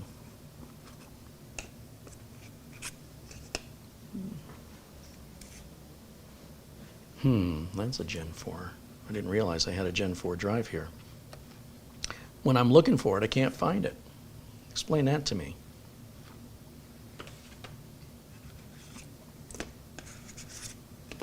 Okay, we've seen the performance of the 970 EVO in high-end desktop computers, and it does not exceed 3600 megabytes per second.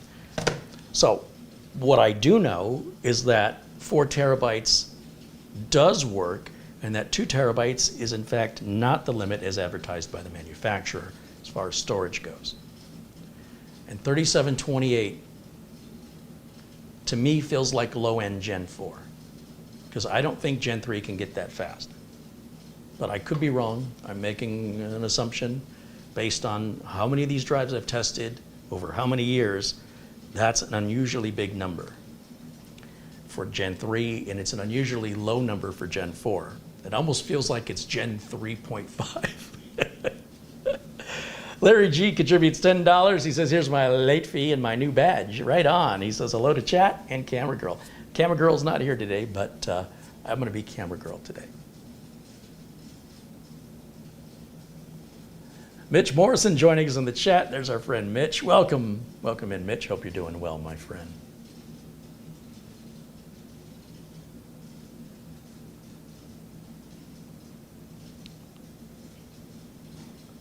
My resolution on this tablet keeps dropping, and I don't know why it's doing that.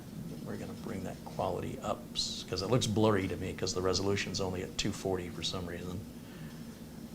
And let me bring up the little gear icon and change quality to, take it off of auto, advanced, 1080.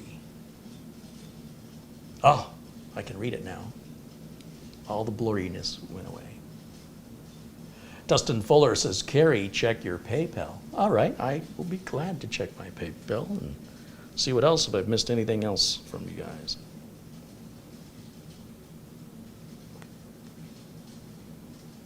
$10 comes from Dustin Fuller via PayPal. Right on. Thank you, Dustin, for your support and contribution.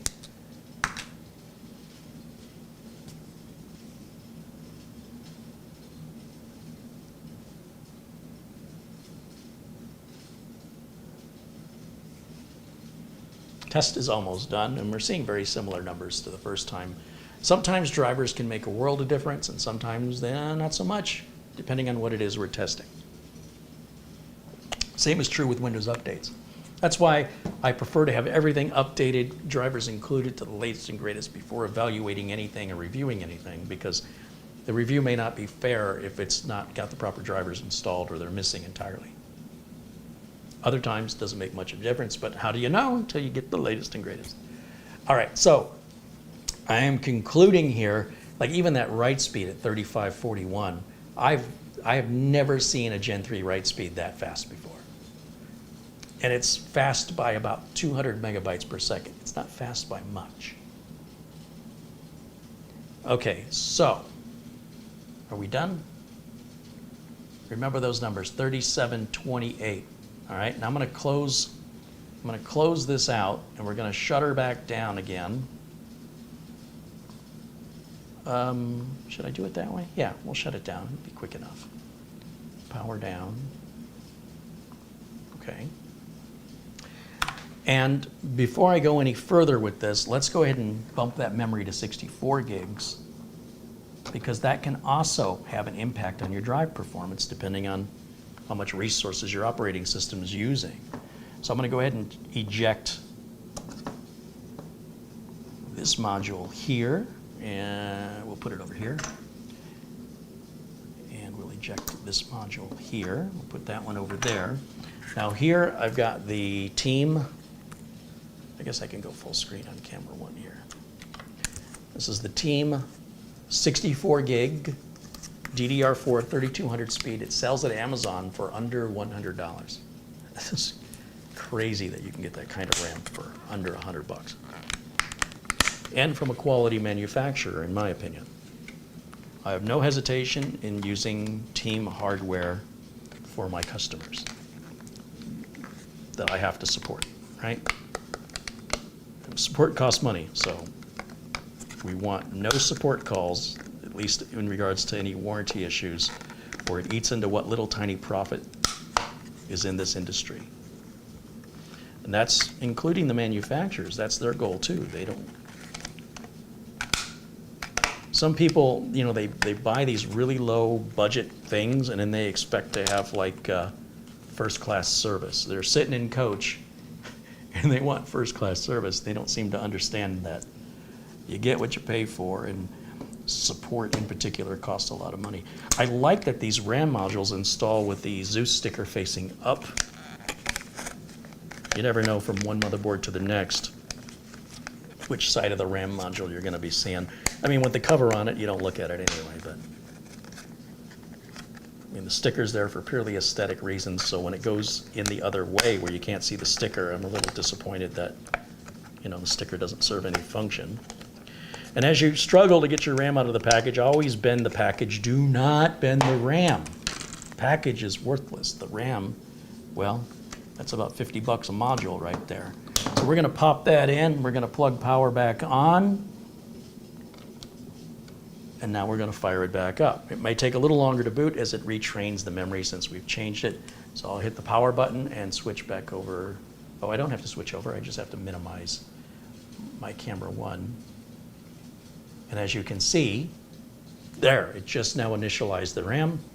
And when we get into Windows 11, we will verify 64 gigs is seen correctly, and we'll run Crystal Disk Mark one more time to see if it makes any impact on our drive transfer speed. So let me go full screen over here for me. Full screen, full screen. There it is. And let's go to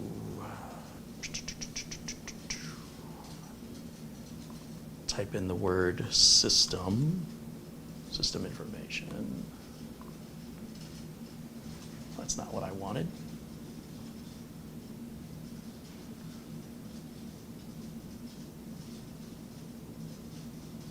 "64 gigs of physical memory is installed." Look at that.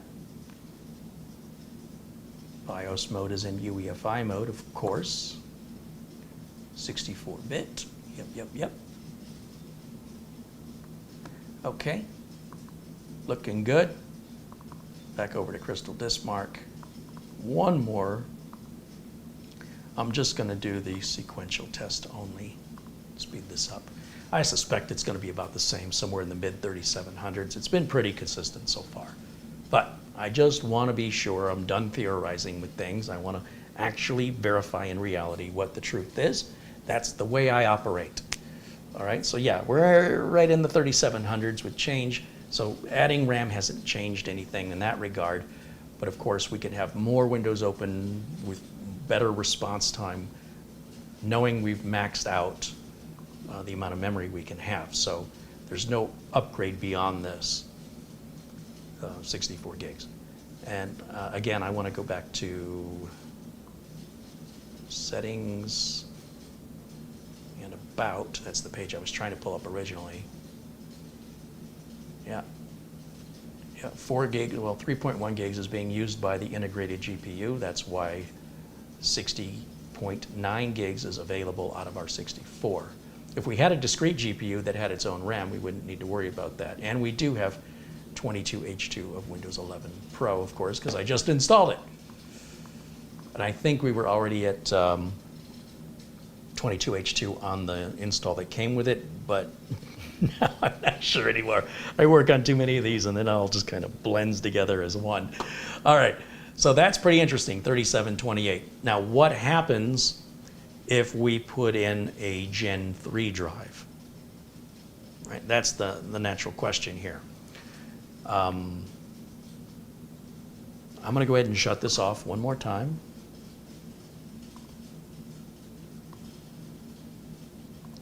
So this is a high-end Gen 3 drive, but before I do this, the drive I was originally going to check for testing 4 terabyte capability is this Team Group. This is a $200 drive, okay? So what happens if we take out our $350 4 terabyte drive, and that's Gen 4, and put in a $200 4 terabyte Gen 3? Are we going to get the same numbers? Because if it's Gen 3, we should get about the same numbers, right? I mean, that's what people are suggesting in the chat. They might be right, but they might also not be right. And I should do this with the power unplugged, just as I mentioned, for the safety part of it. And I'm going to put this right over here. And we'll take out this one. Now, I think I left the operating system on here. I can't tell when these are new or not because I put them away so detailed.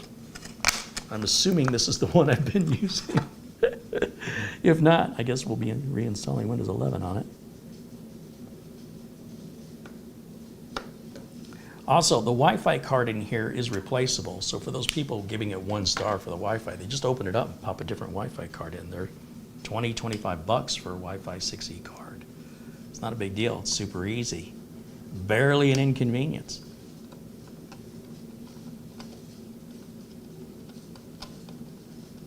Okay. Like I said, I think the operating system from one of the mini PCs from the other day is still on here. And even though that was Intel and this is AMD, I think it'll still boot. It might not. We can theorize and we can Google it, or we can just hit the power button and find out which way you think is going to be more accurate and faster. Let me now put myself in the corner again. It's loading something. Yeah, so that came off an Intel system and it boots just fine. All right, let me go to full screen over here. Full screen, full screen. There we go. Wow, that looks exactly the same, doesn't it? Did I change the drive? All right, double click Crystal Disk Mark. Now we're running Gen 3, 4 terabytes. And let's see what these numbers look like by comparison.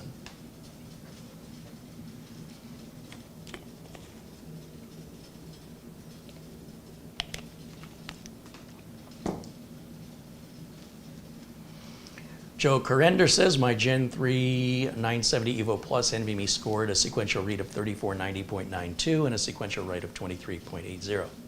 Hey, look at this. We're seeing 3700 on the Gen 3 drive. So I think we can conclude that the person who said the motherboard supported Gen 4 was wrong in the chat room, and the person who said the motherboard supported Gen 3 is correct.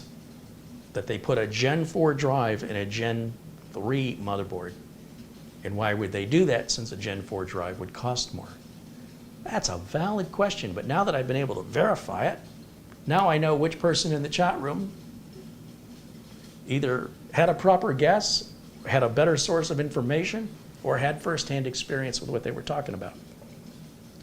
But now I know. So 3700, that is absolutely a Gen 3 NVMe I've just put in there.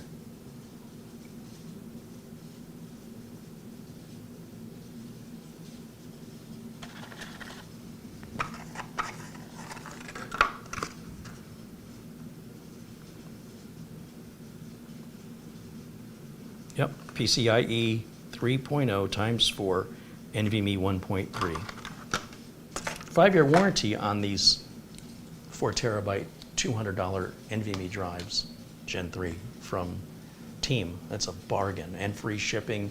Quite often overnight shipping can be free from Amazon as well, depending again on where you live and whether or not your local warehouse has it in stock. But even if it doesn't, it's no more than like 2-3 days usually.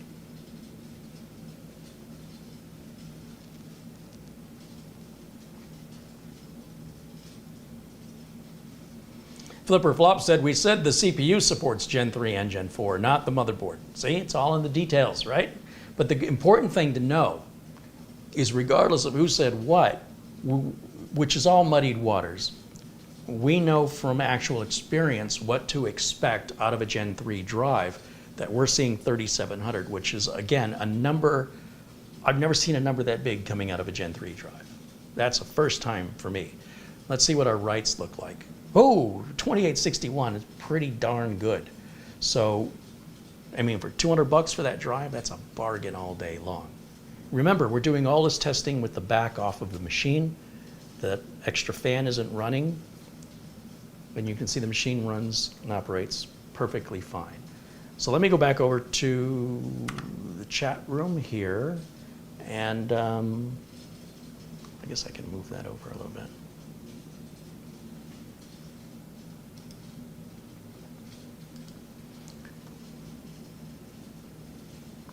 Move that over right there. Okay, let me take a look in the chat. Let's see what you guys are saying now. Bob R said, I just bought one of those and it's arriving tomorrow. Yeah, Amazon's not fooling around. I mean, I'm assuming you bought it from Amazon. Chris Garrett says, my new laptop BIOS shows the battery is 95% and Windows shows it's 100%. Have you ever seen that? I set it to always stay plugged in. No, I don't pay attention. I don't look at what my battery life is when I'm plugged in. Why would I do that? I don't care. It's plugged in. Are you having a problem you're trying to solve, or you just like to see two different pieces of software agree on something? Good luck with winning that fight. You can contact Dell if you want that kind of product-specific support. No, I don't even pay attention to that. Why would I? Johnny Weld said he's getting 3400 on his 2 terabyte Samsung Evo. Bob R said, oh, he's referring to the Team Group 4 terabyte drive that he bought for $200. He says it's a great price.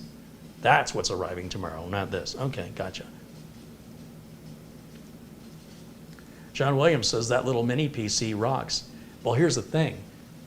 There's still 2 other mini PCs, the SER5 and the GTR7, which are even faster than this. And of course, they cost more.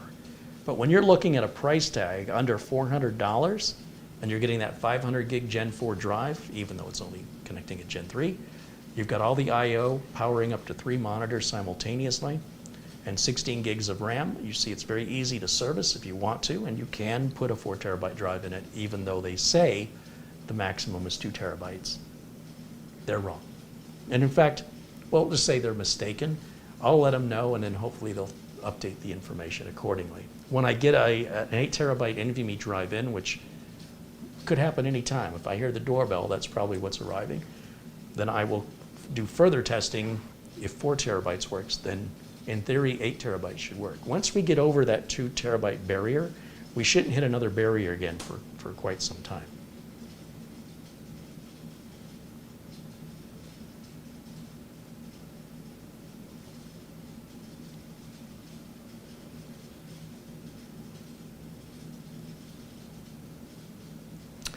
Alex said, what made you start reviewing these mini PCs?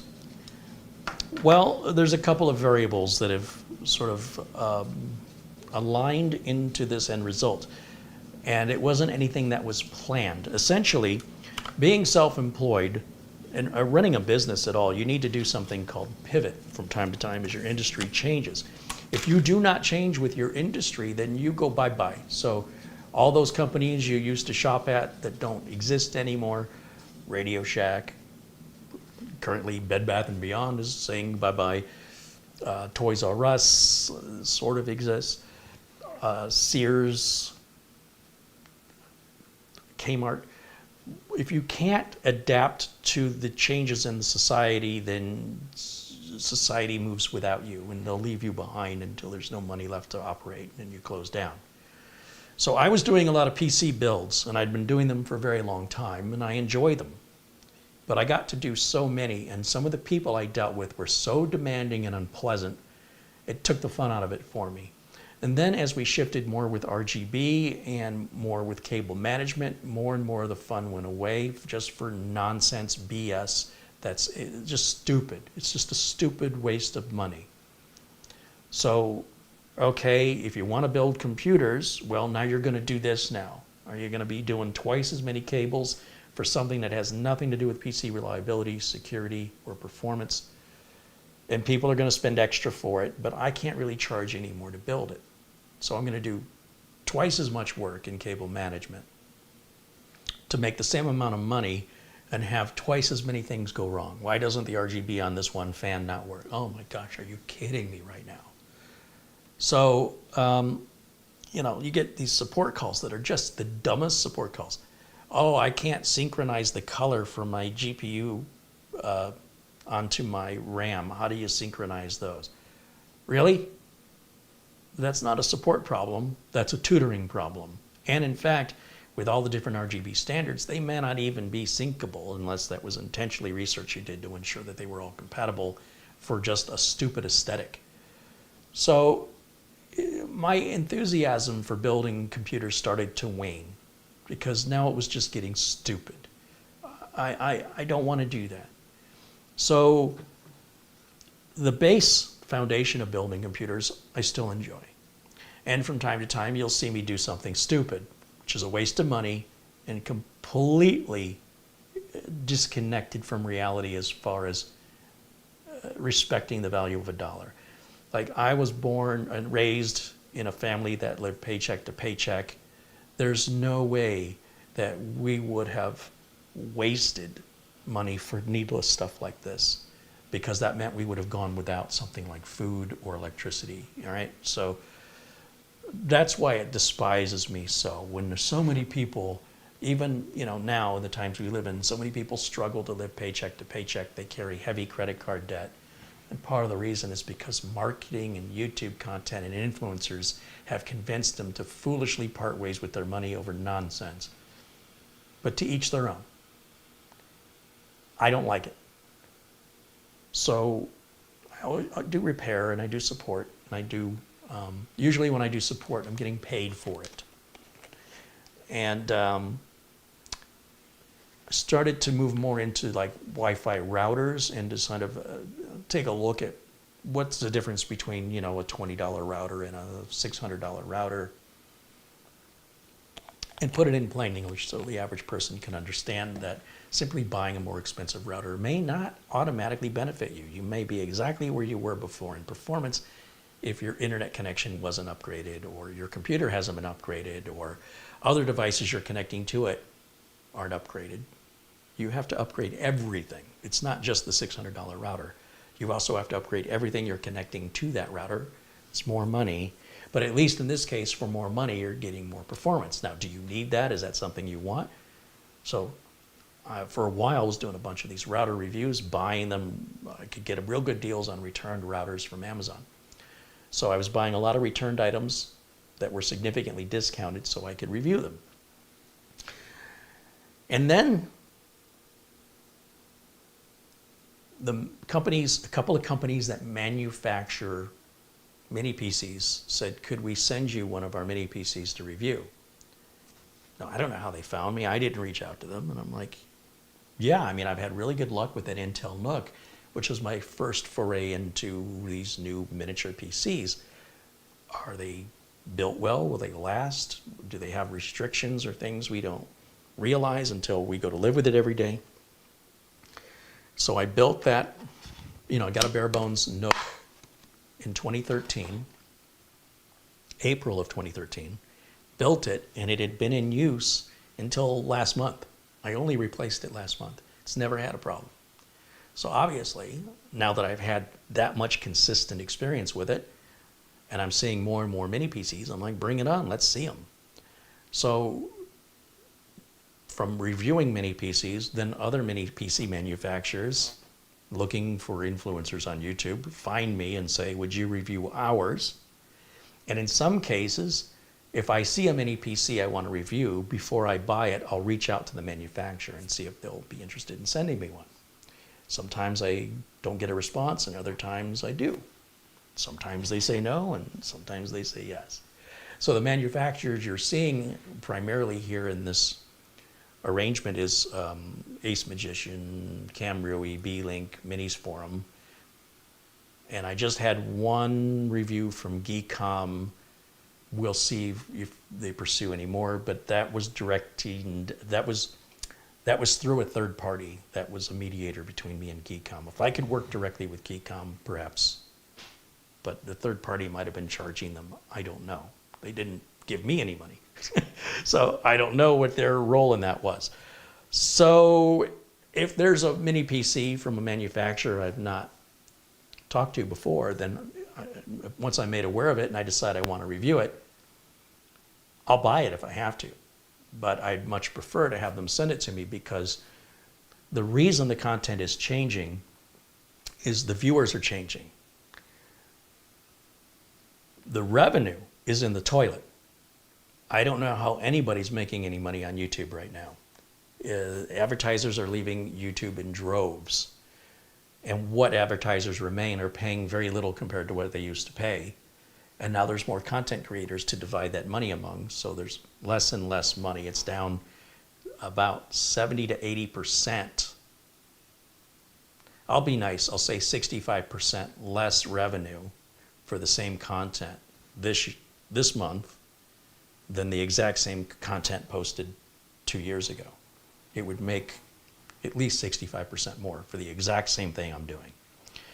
So that's when I introduced the memberships as a way to keep me making content regularly, more regularly, rather than based on what YouTube was paying me, just dropping it entirely and making videos informally when I have time for fun as a hobby, or to try and pivot and move with what the market is doing and what the viewers are doing.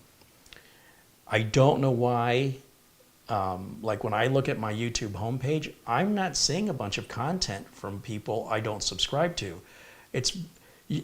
I'm looking at YouTube and I'm literally seeing nothing to watch, and I don't know how to find it anymore. There used to be a trending tab so I can see what other people are watching. YouTube has removed it. YouTube has cut me off at the knees. I don't know how to find the content that the algorithm used to recommend to me. Now I'm primarily just seeing who I'm subscribed to and nothing else. On occasion, I get a little something here and a little something there. And it kills me because there's some fantastic content out there, but I can't find it and I don't know how to find it, and it's not being offered to me anymore. Then when YouTube moved all the live videos to a separate tab on the YouTube page, a large number of viewers don't see it. So they go, gee, the last video Carrie posted was 2 months ago. What happened to Carrie? In the meantime, there's 60 new videos since 2 months ago on the live tab, and they don't know to click it. Now, YouTube CEO, Susan Wojcicki, or whatever her name is, she's finally retired. Thank God. So we've got somebody else in.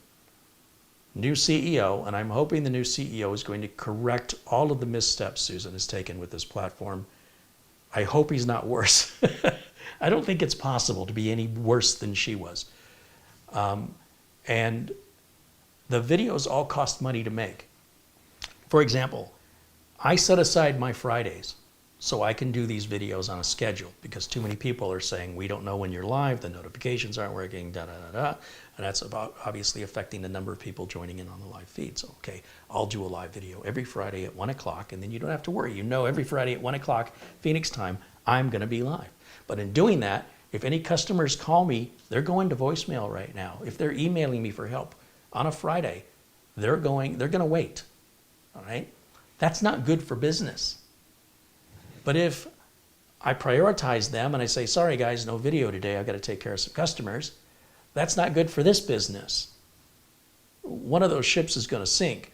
So I'm over here spinning plates, trying to balance everything and keep pivoting and moving as the viewers change, as our culture changes, as marketing techniques change. So when a mini PC manufacturer wants to send me a $200, $300, $400, $800 mini PC, of course I'm going to say yes, because that's the primary cost of making the video. I've already got a massive investment in the studio and all the equipment it takes. I mean, I've already made that investment. I'm still upgrading it bits here and there, but the massive part of it's been paid for. But unless I'm just going to be like a radio DJ doing a podcast talking about politics and, you know, whatever, which is fine. That could be another way for me to pivot, turn it into a podcast. Then I don't have any expense for the materials I need. But if each video, like, look at how much money is on this table right now. We've got a $400 mini PC.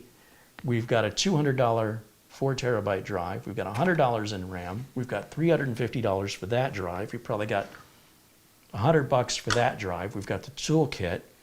We've got, you know, all these flash drives and all the different prep that goes into prepping things, which is all invested time. And that ends up making me one video that, if I'm lucky, after 30 days will return $100 to me. And the government's going to take 30% of that. So now I've made $70, and it cost me $700 to make that $70. And that's one day's video. There's still 29 more days in the month. Not that I have to make a video every day, but even if I do 3 videos a week at this pace, that's 3, 6, 9, 12, let's say 14 videos a month. That's $700 per video. Let's just average it. I'm going to be bankrupt. It's not sustainable. I can't do it. If I make less content, then I'll continue to make less revenue. So that doesn't work. If I make more content and it costs me more than I'm making, that's not going to work either. So you're going to see a shift in the channel till I figure out what's working and what's generating revenue like it used to. And I feel like it's not me that's changed, it's the viewers' habits. And part of the reason the viewers' habits have changed is because YouTube has manipulated the interface so it's not as intuitive as it once was. That's out of my control. There's nothing I can do about it. So in the meantime, I continue to do what I enjoy. I am enjoying this far better. Guess what? No cable management, no RGB. I don't have to worry about expensive shipping costs and damages in shipping. If I were to send these to customers, they're going to arrive pretty much bulletproof. They're going to be fine. With shipping a computer, even after I do all the work of, you know, talking to the customer about evaluating what's going to fit their needs and their budget, and then I go through the effort of building it, filming it, cable managing it, optimizing it, boxing it up, taking it to FedEx, waiting in line, paying for the shipping, sending a copy of the receipt and the tracking number to the customer, and then verifying the customer received it and it arrives without damage, and if the customer has any questions, all to make a couple of bucks. That's not working either. That's not a sustainable business model unless you're doing it at scale where you have employees doing all that little menial work of, like, and I say menial, meaning they're just building the computer, like the most critical part of it. They're just doing the cable management. They're just driving it to FedEx. They're just making sure it's packed correctly, that it's shipped in the right orientation. Oh my gosh. And if they do it wrong, guess who's going to pay? I'm going to pay. And guess who's damaged reputation? Mine. So I do it all myself, but I'm trying to figure out a way that I can continue to do it And the memberships are the lifesaver here, because the memberships have resulted in me being able to make more videos because they're compensating financially for what I've lost. And I had a conversation with YouTube about this, and they said, well, that's fantastic. Isn't that great? I said, no. I should have the revenue I was making 2 years ago and not need the memberships. Or if I turn the memberships on, that should be icing on the cake. That shouldn't be the cake. So when I tell people that I really appreciate their memberships and their super chat contributions, without them, this content isn't doable. It's just not possible. When a manufacturer wants to send me a product for free in exchange for me reviewing it, and it's a product I am genuinely interested in, I'm going to say yes. And if other product manufacturers in that category say, hey, this guy's reviewing mini PCs, let's send him one of ours, I'm going to say yes, because that covers the major expense of the subject of the video. So without them, I don't have the content. Without me, they don't have what is essentially a great big free, it's almost like a marketing campaign for them, because I'm getting to introduce their product to people who may have never heard of Beelink, right? There's 380,000 subscribers here. I'm not telling you whether or not you should buy one. I'm simply introducing you to the product. It's up to Beelink now that I've made the introduction to make the sale. It's theirs to lose. Now, I could charge people to do the reviews, but in doing so, now the reviews aren't going to be as honest because I don't want to upset the sponsor. Also, the sponsor will need to approve the video, so it can't be live.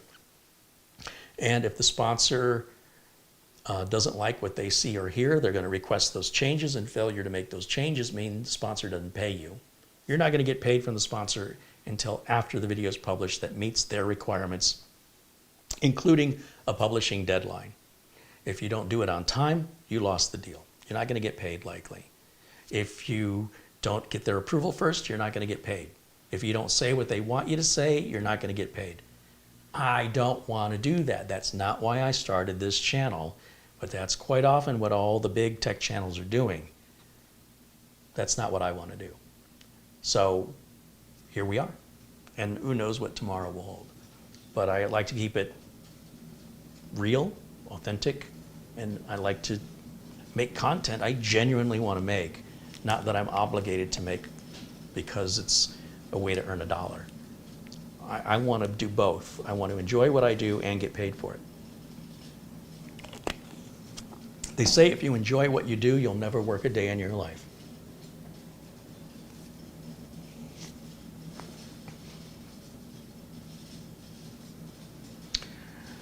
Leigh Goldstein says, so many medium and small content creators are absolutely moaning about income reduction being severe. It used to be if a person subscribed, that was enough.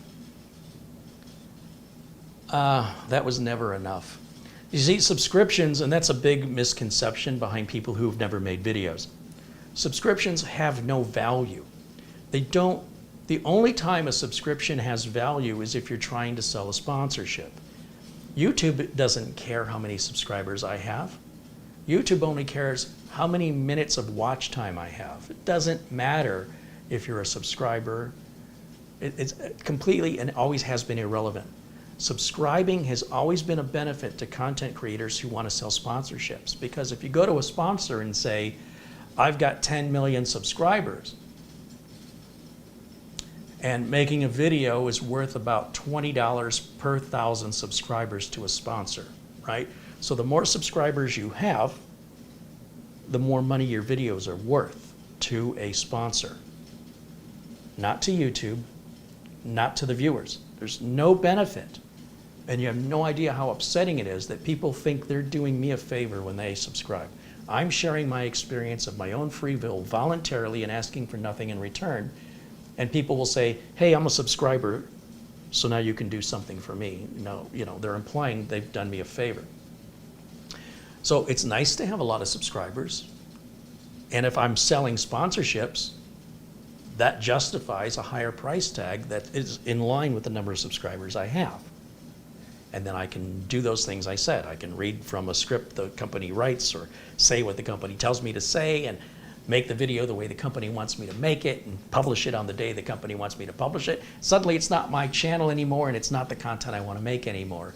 So for me, subscribers are and always have been of no monetary value. Complete no monetary value, unless I decide I want to go after sponsorships. Then I use that to justify how much money it's going to cost to be a sponsor. That's how that works. So no, just having subscribers was never enough. The problem is you see way too many YouTube channels that are taking on sponsorships, and how much they're getting paid is directly related to how many subscribers they have. That's always been the case since monetization, and well, even before monetization, to be honest. And the bulk of successful people that are on YouTube as content creators, the bulk of their financial income is coming from merchandising or taking people off of YouTube. So Jake Paul is going to have you buy a ticket to watch his fight, or to buy his music, or to buy his hat. The amount of money he's making from YouTube is nothing.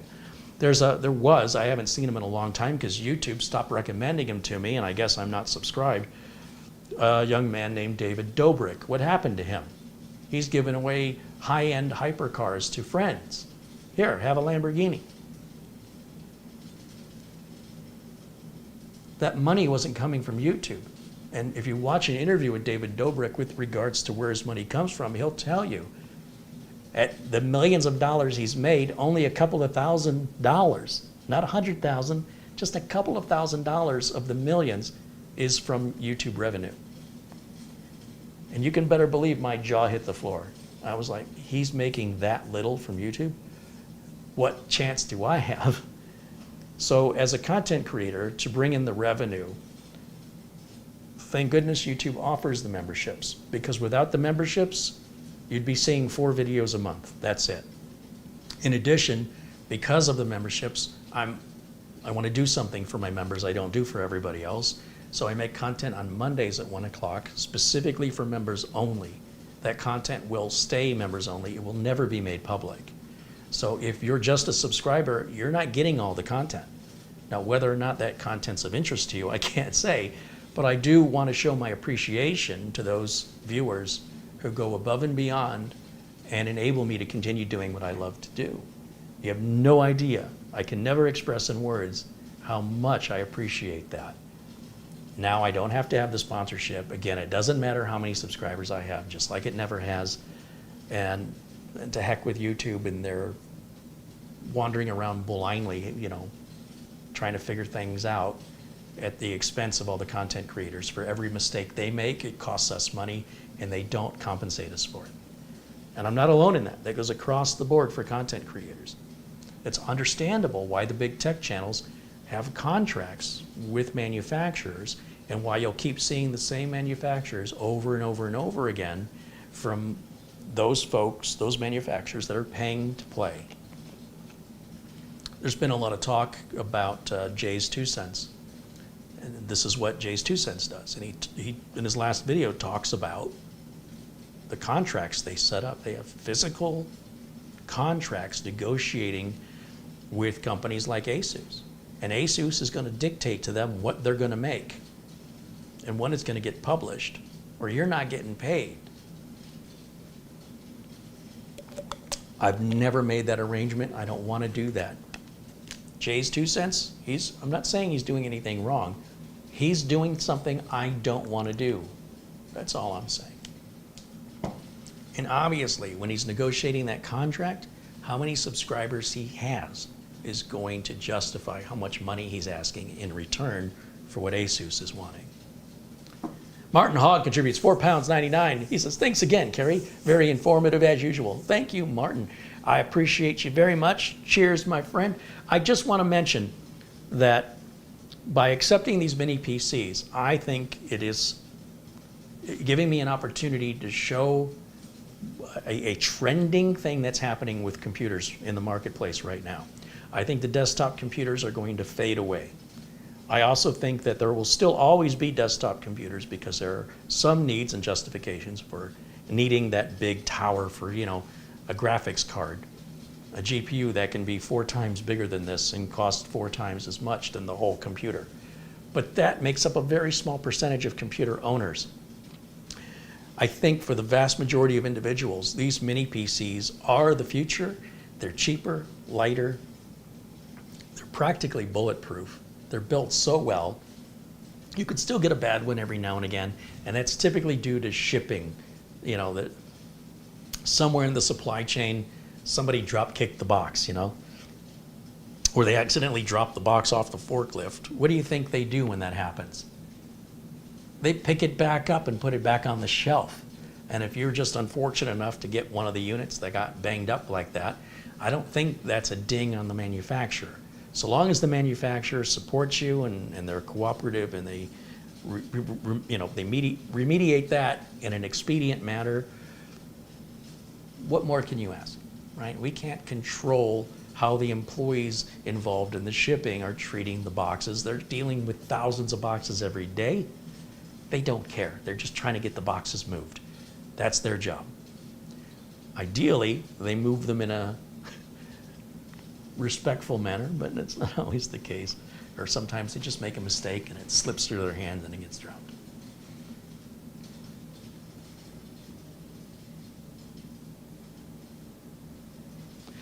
Mortant said Jay's fired Asus as a sponsor.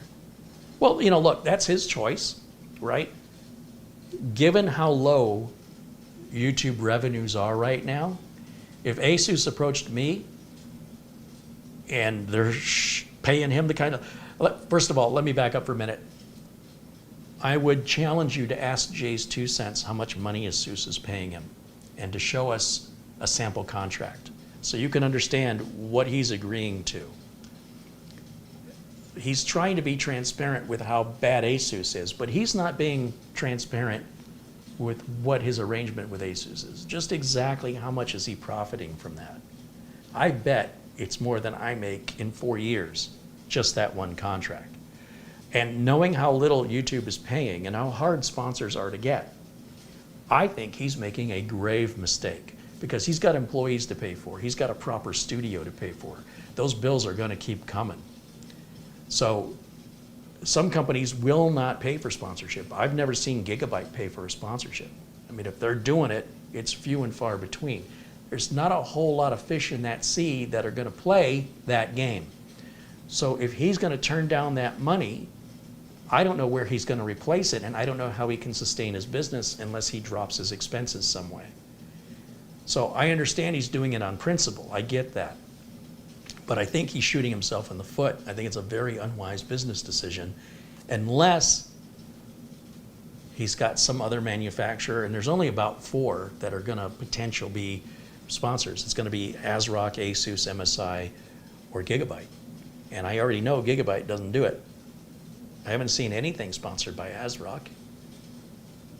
I think MSI is his next best choice. But that doesn't mean MSI is interested. I think, here's my prediction. I think the financial reality is going to hit Jay's 2 cents. And I think Asus is going to apologize and he's going to take them back. I don't think he has much choice. I don't think he can continue operations as is without that Asus money, because that's some big money. And I would love to know. I'd love to see one of those contracts. What is he agreeing to? And how much are they paying him for that? Never mind the products they send him, right? Never mind any of that. He's getting the products for free. But he's under an obligation. He's under a contract to perform and to do that with deadlines and with requirements of content. And that is a massive, it's got to be a massive portion of his income, because ASUS is a very big company and they have a big marketing budget.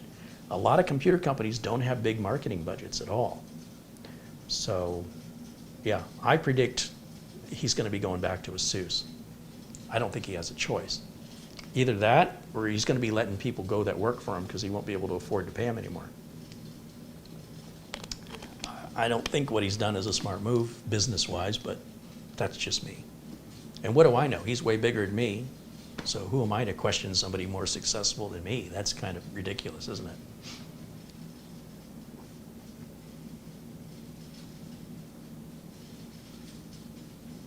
Every manufacturer gets a bad part every now and again. It happens, right? And sometimes management changes in these companies. And a company that used to be terrible suddenly now becomes a great company because management changed. And a company that used to be great and respectable and admirable now becomes sort of like a snake oil salesman because the new management in place is taking in a different direction. At the end of the day, we vote with our dollars. And so whether or not what ASUS does is something they'll continue, it's going to take more than Jay's 2 cents or Gamers Nexus. It's going to take a massive movement from people that hits their stock price, so their stock price starts to go down. And then management will have to adapt to that, meaning they need to come up with a different strategy or they need to replace the management. And the board of directors in charge of the large shareholders will force that to happen. If Steve Jobs was alive, he could tell you all about how that works.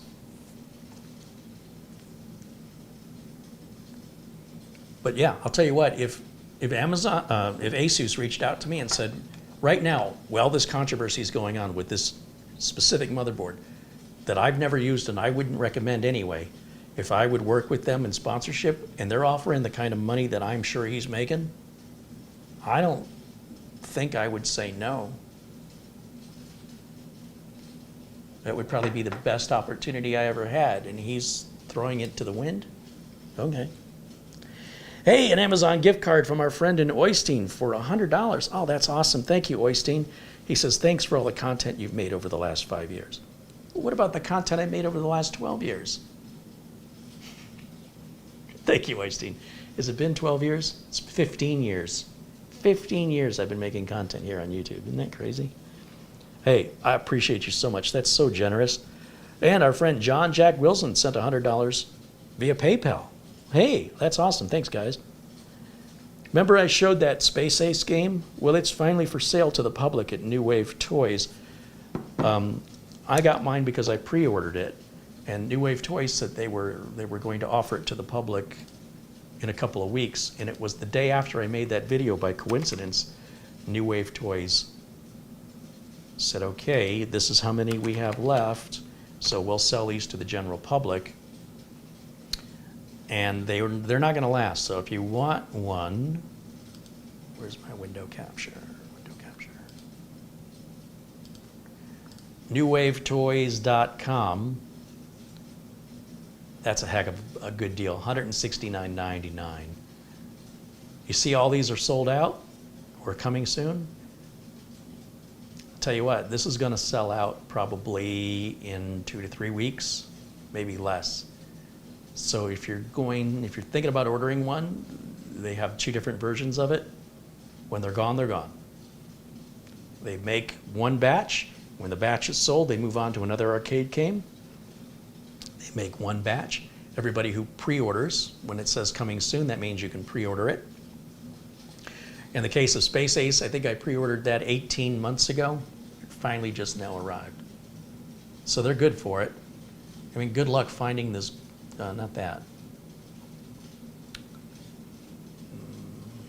There's the older ones. Now I'm curious. Let me go over to eBay. They have a Centipede. Let's look up. Let's close that. Let's look up. What was I looking up? Centipede. No, they have Street Fighter 2. That was like one of their first games. That's been sold out for years. Can we find one? That's not the same game. Let's type in something else that can make our search a little more accurate.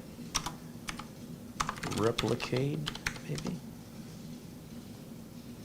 Okay, so that $169 game on eBay is $599.95.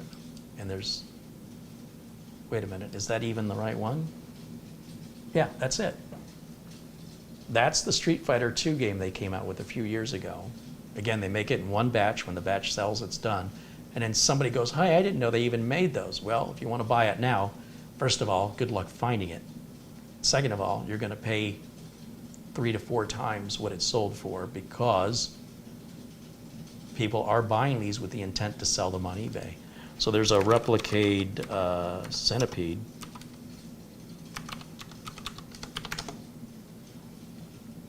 Holy cow, they want $900 for this. $169 is what it sold for when it was new. But they don't make them anymore, so there you have it. You see, it's brand new. NIB means new in box. So that means they bought it for the sole purpose of selling it. And they're making a living doing that. Think about that. It's crazy, the profit they're making on that. So if you decide you want a Space Ace in a year or two, probably not even that long, you'll find it here on eBay, likely new in box, for between $500 and $1,000. Now, why New Wave Toys doesn't just make more, I don't understand, but it's making scalpers a lot of money. Anyway, you can order it now, order it direct from New Wave Toys, and then leave it in its box, turn around and post it on eBay this time next year. You could easily double your money.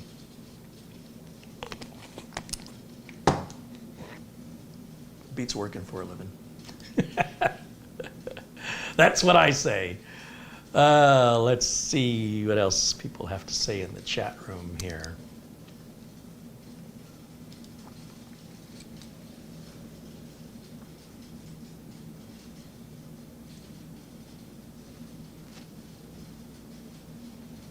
Space Invaders.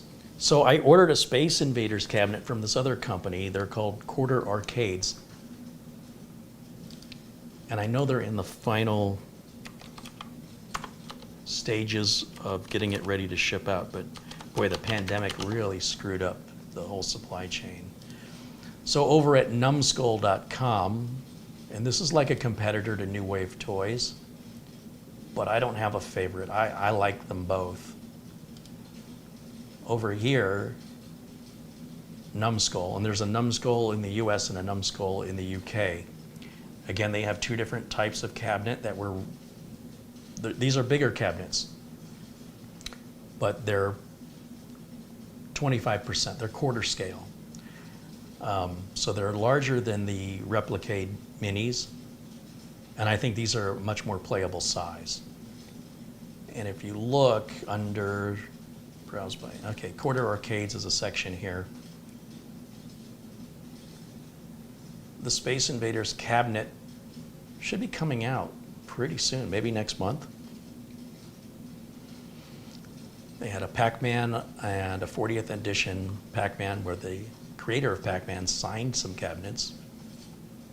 Bubble Bobble is a game I never played, don't care. There's a Ms. Pac-Man. There's Galaxian. There's the Galaga, the main game of my life right there. And then, of course, Dig Dug. Do they still have these for sale?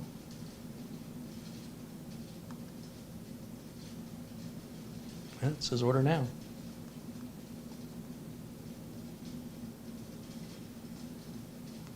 Yeah, so the Space Invaders one is not out yet.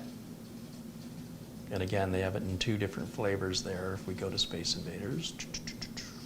And these are 100% replica of the arcade ROM, and the sounds, everything. The decals on the cabinet, the coin door on the cabinet, to every meticulous little detail to what was actually in the arcade. Oh, this is called Space Invaders Part 2, so I want the Part 1. That's what I've ordered and paid for 2 years ago. But they're a good company. They will fulfill the order when they can. I don't even see an ordering button yet. Please select a retailer. Huh. Amazon in the UK. See all these UK and Australia? Temporarily out of stock. It was never in stock. But yeah, that's coming out if you're a Space Invaders fan. It's like Honey, I Shrunk the Arcade Game. It's the level of detail in this is incredible. And the same with Replicade, with New Wave Toys. Yeah, it's pretty awesome. Let me go back to camera one now. All right, where was I?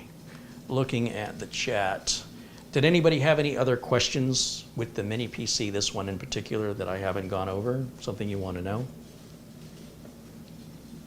Marco says it's bedtime for me. Have fun with Uncle Kerry. Right on, Marco. And also, I see the 12 on his badge. He's been a member for 12 months. He's been there since the beginning of memberships.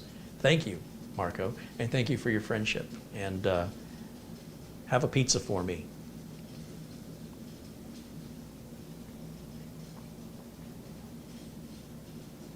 Old Man 55 says the USB speed. So it is USB 3.2 Gen 2. If not quite sure how I would test that. I guess I could use one of my real fast SanDisk external SSDs, maybe? Let's see. Do I have one? I should have one somewhere. Let's see, what is this? This says, this is an Extreme Pro portable SSD from SanDisk. This is probably the fastest USB device. It's hard to measure USB speed because so much of it's dependent on the thing you're plugging into, right, on the USB device itself. So this is capable of running 2,000 megabytes a second, but I've never seen any device that runs it over 1,100. Let's plug it into Type-C right here and Type-C up here in the front, making an assumption that the Type-C port will be the faster port. It may not be, but got to start somewhere, and it seems like as good of a place as any. And then we're going to go back over to the HDMI input, which says no signal. Did it go to sleep? Yeah, it went to sleep on me. Full screen for me. Thank you.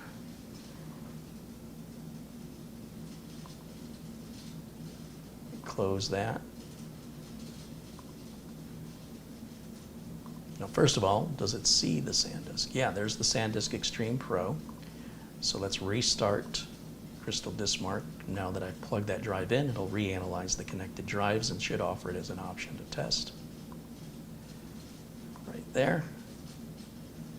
Settings. Put it back on default.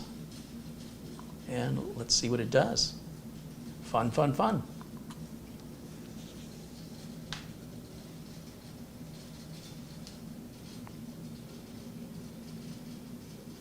Yep, 1020. So that's going to be USB 3.2 speeds. What are you plugging into it that you are asking about the speed? I'm just kind of curious. Not too many people have USB devices that really benefit from 3.2. Many people can't even benefit from USB 3, quite frankly, but some of you can, and I'm just kind of curious. Are you just asking to ask, or do you actually have a need for faster USB? Because, you know, some of these mini PCs have USB 4 now. In fact, I should try this unit in one of those to see if I can actually hit the advertised 2,000 megabytes per second it says the drive is capable of. But that's no slouch at 1,021. Let me tell you, it's pretty darn good. And then what I'll do is I'll put my camera back on, but I'll put it in the corner so we can keep an eye on those results. Ron S. contributes $10 via Super Chat. He says, it's getting warmer here in Phoenix. Doing Instacart today in Phoenix. Oh, don't I know it. I live in Phoenix, and this weekend, 100 degrees, man, it's coming. You can hear the air conditioner running in the background. But I will say, we usually are there by now. We've had a cooler than normal winter. It lasted longer than normal. And I'm okay with that. And I'm still sad that it's going away. I'd like it to last longer. I'd like the winter to last about 5 months longer.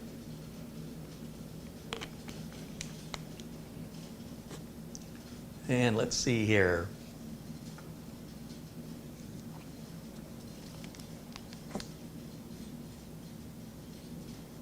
Sue Cool says, I sent from PayPal as a friend. Oh, did you?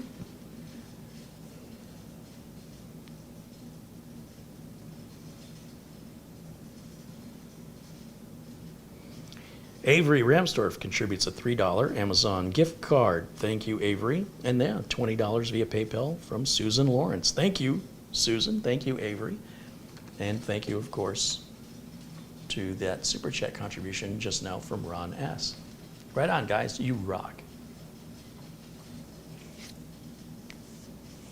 Gil Garcia says, I sent you an email today, Carrie. Oh, I'm sorry, Gil. Things have been really super busy over here. I'm not quite sure that this arrangement, I was considering sending Gil a mini PC for review, but now I don't think it's going to happen. And if it does happen, it's postponed indefinitely right now. I'm sorry, some other things have come up. So if I have an opportunity to send a unit for review, we'll talk again. But thank you for volunteering for that. Old Man 55 said he's got a Samsung T7 he uses for backups. I see. Well, I think the limitation on that T7 is pretty much going to be USB 3.2, if I'm not mistaken. So anything above this level of USB won't make that T7 run any faster. And you will get peak performance out of that T7 with this unit for sure. Yeah. I think for you to go above that, you'd have to go into like Thunderbolt device. Starshine wants to know, is Numbskull's Arcades Limited Edition 2? I don't know. I can tell you that a lot of the original Numbskull arcade cabinets are still available. So did they just build more of them?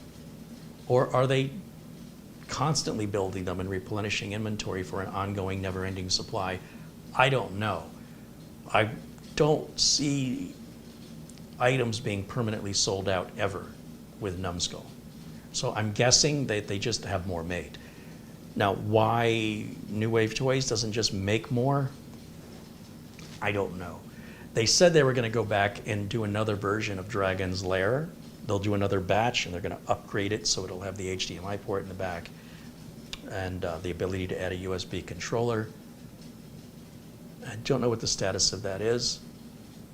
And they're a small company, and it's probably a financial thing where they've got to, they got to pay for everything up front. And of course, you got to do the QC, and you got to deal with the shipping, and you got to deal with your testing, et cetera, et cetera. So I imagine if they were a bigger company, they would probably just keep manufacturing them indefinitely. I think they can only afford to do one batch at a time, and they don't want to go back, I'm guessing, and redo something they've already done. But in the meantime, because of that, there are scalpers making more money on their machines than the manufacturer ever made. It's preposterous that somebody buys it and resells it a year later can make more money than the actual manufacturer made in selling the product. Isn't that crazy? So there's our numbers on the USB C port up here on the front, and it's good. Yeah, it's very good.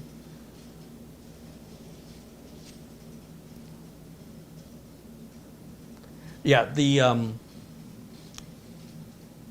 quarter arcades, I'll show you the difference between a quarter arcade and the New Wave Toys Replicade.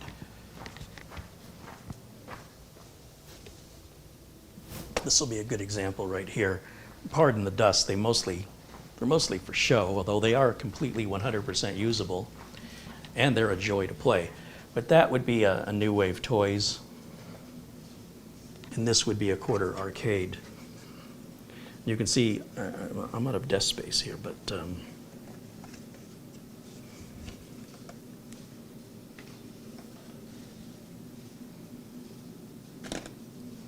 generally speaking, the quarter arcades are going to be more expensive.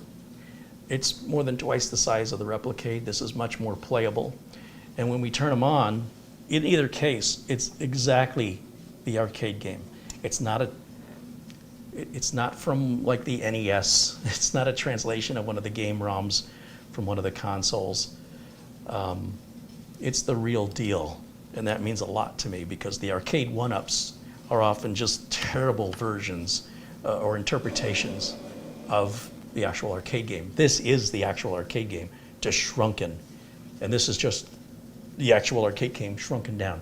The shape and cut of the cabinet, including the side art, whether it's Numbskull or New Wave Toys, is exactly the right dimensions, the right colors, the right size, and the right placement. Everything to that level of detail, to the color of the knob on the joystick and the spacing between the joystick and the firing buttons, because that's all part of it. And of course, this is one of my favorites, and I'll bring it over to you here, and you can see, you know, it's a much more playable size, but there is no HDMI out on these like New Wave Toys is doing. And we can hit one of the buttons on the coin door to simulate coin dropping. Oh, it's this button here. And then I can hit the player 1 button.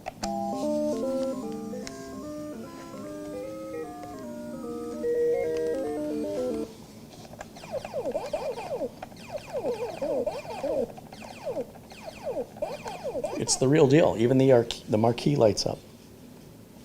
And you have a volume control if you want it louder or quieter. And you can see it's running off a battery. It's USB rechargeable. Yeah. How cool is that? So that's a quarter arcade. And this is a Replicade from New Wave Toys. And they're both excellent. Highly recommend them. It's just like as it was in the arcade, as I remember it, only smaller. Love it.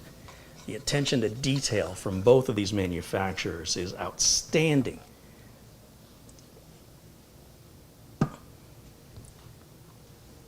Just put these back, and then I'll come right back. All right, guys, any last questions I can answer for you? We're getting close to 3 hours here, and does anybody have any other questions about the SER5 5800H from Beelink? Is there anything else I can answer?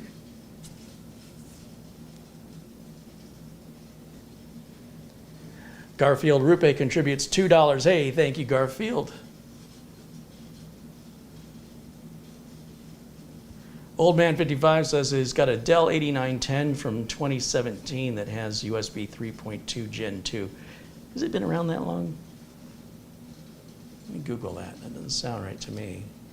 I don't think Gen 3, I'm sorry, I don't think USB 3 Gen 2 was released in 27, but maybe it was.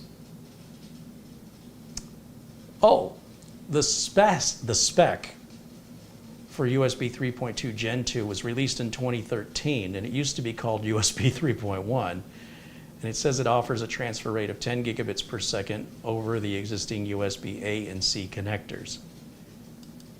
Wow, that blows my mind. That standard was set 10 years ago? Let me go to the window capture and I'll share this web page with you. Look at that.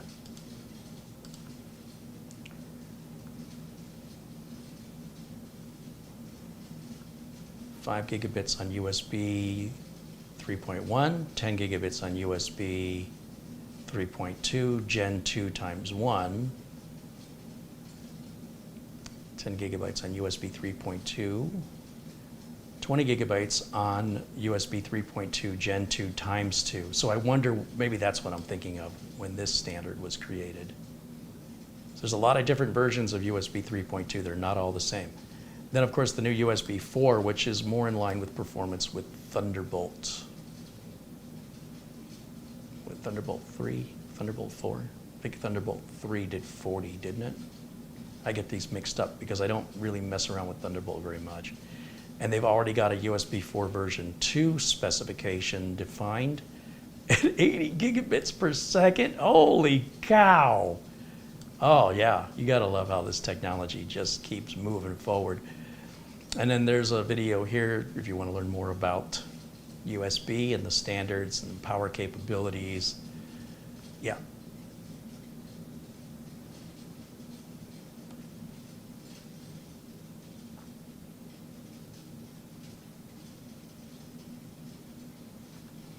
So then the question is, which USB does this have? I'm going to guess it's 3.2 by 2. That would be my guess. If I go back over to Beelink, don't I have Beelink's site up here still? Let's see what it says about their USB.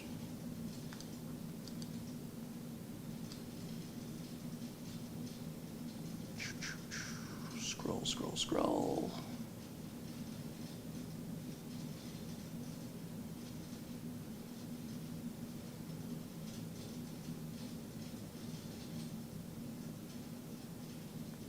Do we not have a specifications tab here, or what?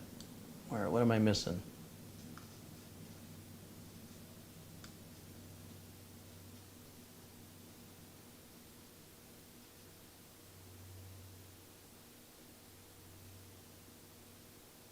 Wonder why that is not detailed. They went into some detail on the Wi-Fi. What about the I/O?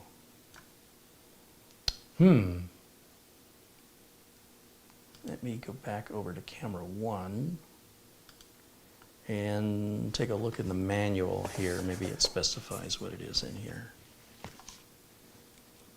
I'm going to guess it's 3.2 by 2.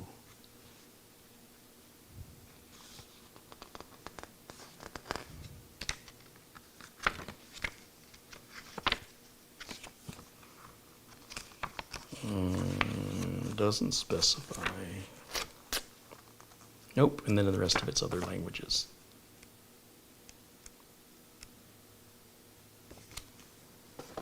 Wonder if the device manager might give us some insight into that.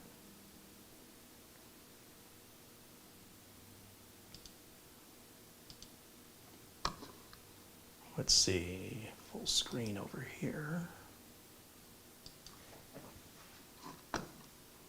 Done with this, I'm going to close that. We'll go to the start menu, right click, go to device manager, and it finds a multimedia controller. Wonder what that is. Update the driver, browse. Oh, this isn't the drive that I put the, okay, this is the Intel drive. That's why it's, I'm like, how did that just happen? Oh, I switched the drive out with a previous install from an Intel. Universal serial bus.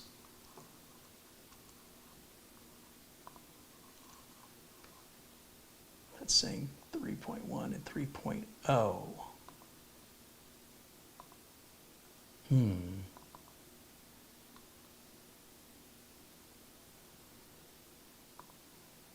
You know, in the very beginning of the video, I was referring to Phil's computer lab where he did a review, and I wonder if he put those specifications on his video. Let me take a quick look over here.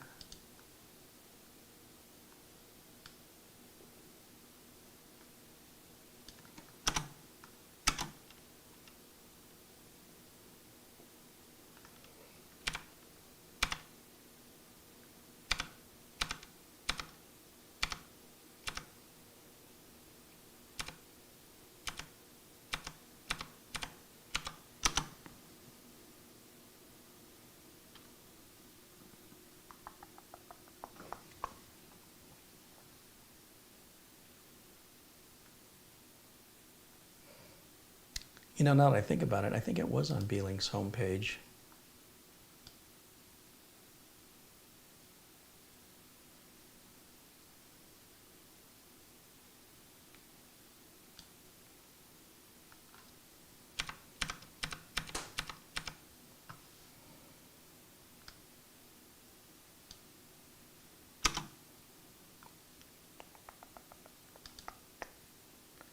I think it was listed with the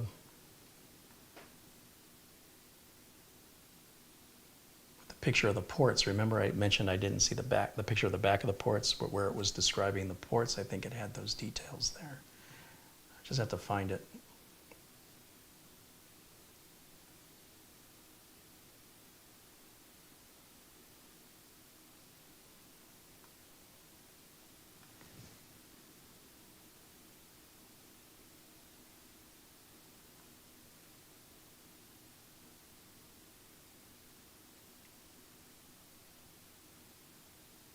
There it is. It just says USB 3.2. It doesn't tell me if it's Gen 1 or Gen 2. I'm going to guess it's Gen 2. There's got to be an easier way to figure this out. I guess that's a good question. You got me stumped on that one.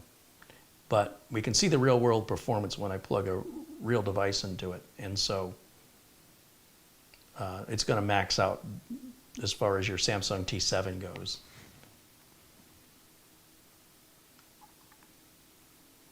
Let me go back to, let's go back over here. Okay, Mark Gaines with a £2 contribution and says he also sent an Amazon gift card. All right.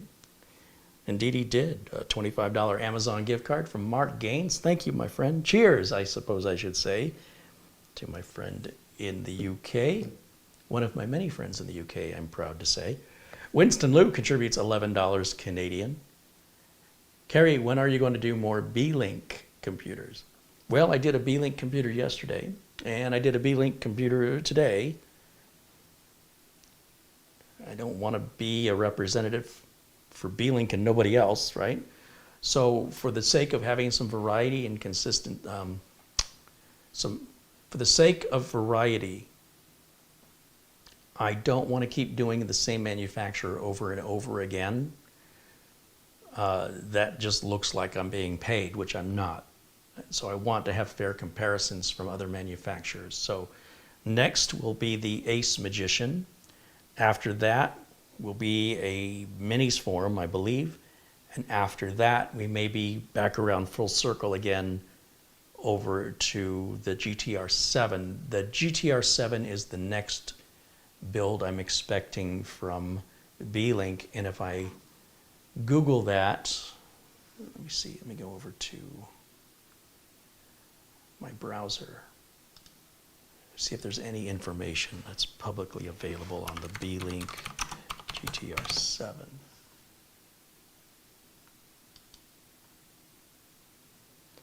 Now, for some reason, it's on the Target website. It's never been available for sale, but it says it's sold out. So the GTR7 mini PC is an 8. That's not right at all. It's completely wrong.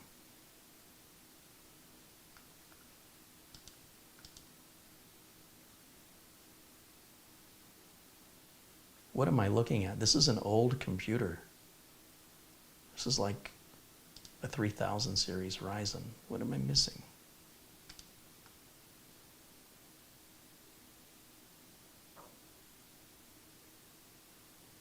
It's an older model.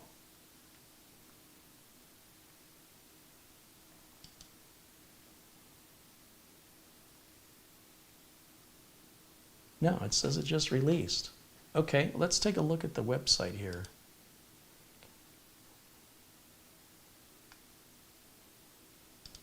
What does Beelink have to say about it?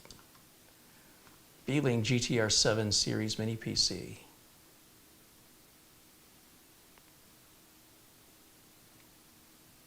It's a Ryzen 7 7840HS. Ooh, and a Ryzen 9 7940. Holy cow, that's going to be fast.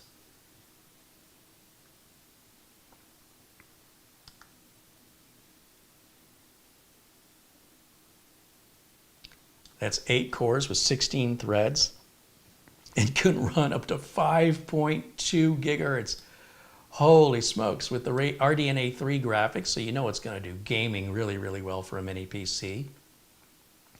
It's going to have dual channel DDR5, Gen 4 NVMe.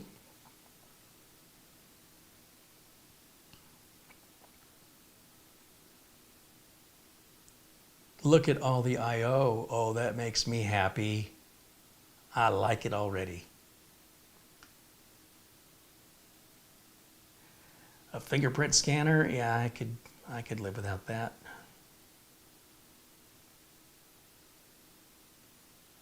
A front and a rear headphone jack. Hey, you don't see that on many PCs. That's a unique offering.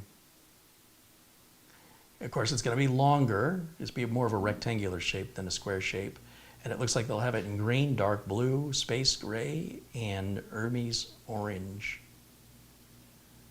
Yeah. That will be the next Beelink I review. Unless I get the EQ12 between now and then, and I'll re-review the EQ12 one more time.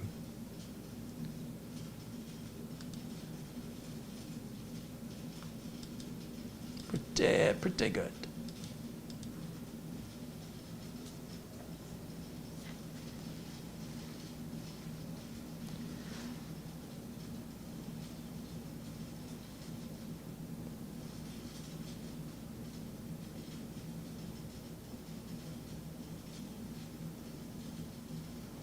Okay, guys, we're officially over 3 hours live today. Any other questions I can answer, please ask now. I'll stick around as long as you have questions. But if there's no other questions, I've said what I've got to say. Have you? I'm going to give it a minute for you guys to type your question in. I'm going to walk over here and grab a cold Gatorade. This one's gotten too warm.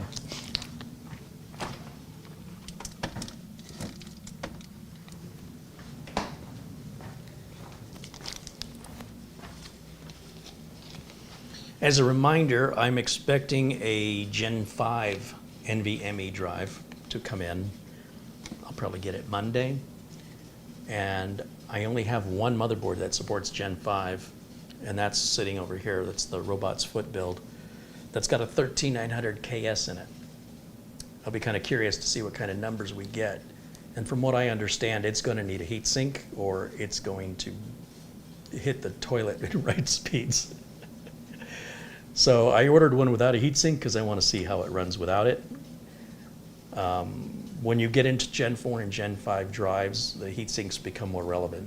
With Gen 3, it's not such a big deal. Generally speaking, there's always exceptions. Starshine wants to know, do I have any advice on an external hard drive showing reallocated sector failed 001 threshold 50 of 100? No, I think that just sounds like normal hard drive maintenance. I don't think anything's wrong. Are you having a problem with the drive? Brian Larson says, thank you, Carrie, for the informative and entertaining video. Right on, Brian. Thank you for hanging out with me. Chris Johnson says, I hope to catch the Monday stream live. Please enjoy your day. Might have some content over the weekend. I have a lot of content to make, more than just mini PCs. And we'll see how my weekend goes, but I am trying to catch up. That's why you're seeing a lot of content from me lately, is I've got a lot of catching up to do. I know I pulled out that B560 Aorus Pro motherboard that started blue screening. I just did a clean install of Windows 10 on it, and blue screens went away. So I think it got a bad driver from somewhere. And that's going to go into a mid-size ATX case, and that'll be sold off at, that's an 11900K in there too. That's no slouch. I've got to start getting some of this old inventory out so I can use that money to buy new inventory so I can make more content, and around the wheel continues to go.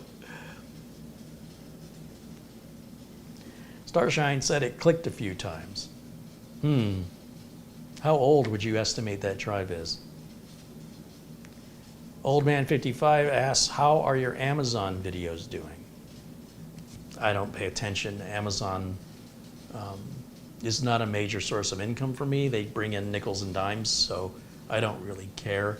But I will continue to add content to my Amazon library because it has the potential to earn more than YouTube. But you need about 1,000 videos to make it worthwhile, and I've only got about 15 or 20. I got a long way to go. And you can't just put anything you want up there. Amazon has to approve it, and that's part of what's discouraging for me. John Wilson says, hope all the mothers out there have a very happy day on Sunday. I've been called a mother a few times, so thank you, John. Or Jack. Mark Gaines saying good night. Hey, Mark, thank you as always. Starshine said, I would say that external hard drive is 8 years old, but I don't leave it plugged in. Well, you know, the average life of a hard drive, a mechanical drive, is probably about 3 to 5 years. So you're on year 8, and I understand you don't plug it in all the time. Out of curiosity, what size is what's the capacity of this 8-year-old drive?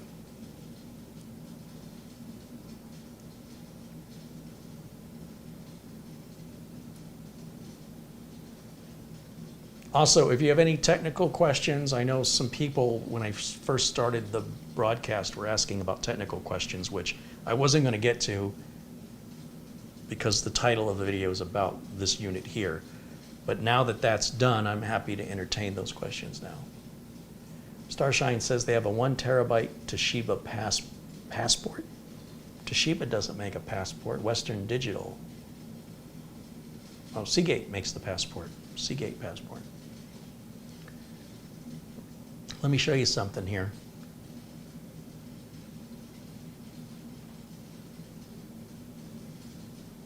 Let me go back to my window capture mode. And let's go to Amazon. And let's type in 1 terabyte passport, external hard drive, brand new. Brand new.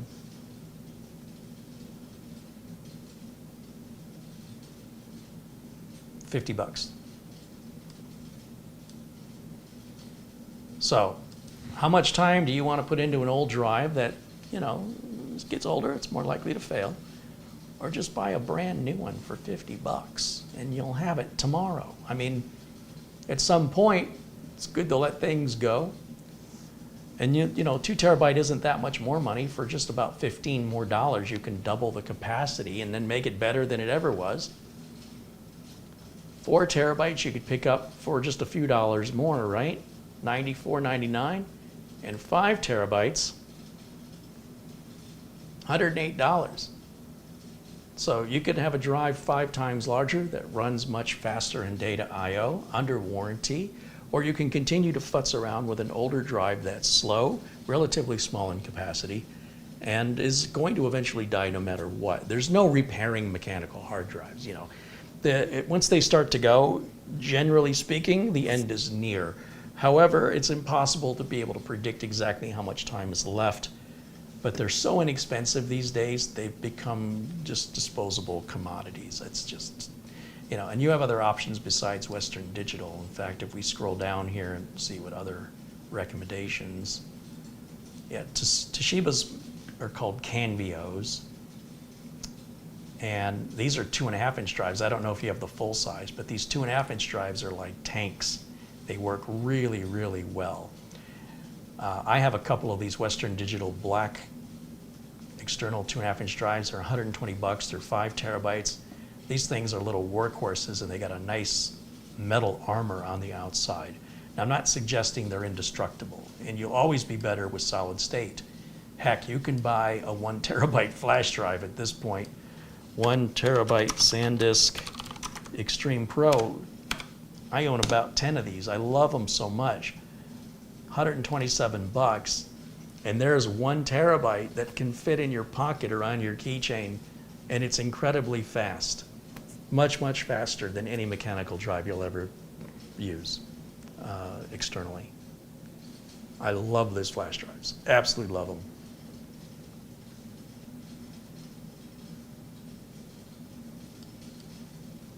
So I'd just start making arrangements to replace that drive if I were you. You know, if you want to use it until it quits, just make sure you have its replacement ready to replace it and that all the data on it has been copied over somewhere else. Yeah, Toshiba Canvio, gotcha.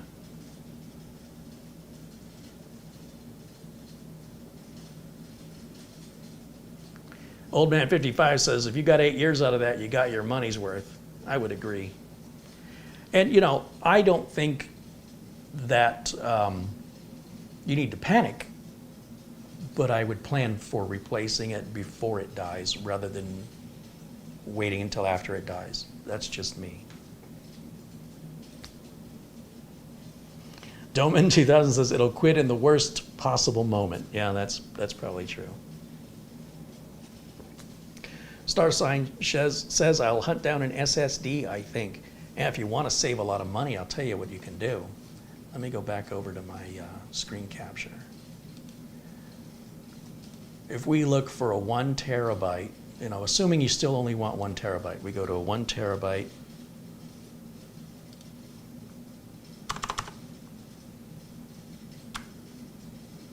SSD SATA. And here is a T-Force Vulcan for $38.99. All right, it's a 2.5-inch solid state drive, 1 terabyte, $38.99. And then buy a SATA to USB cable, and that will cost you $8.99. And plug that cable into that drive. You don't need an enclosure for it, and then into USB.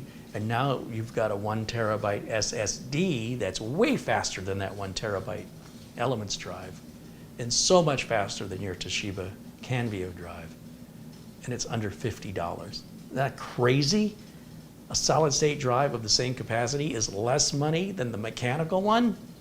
It's a crazy world that we live in.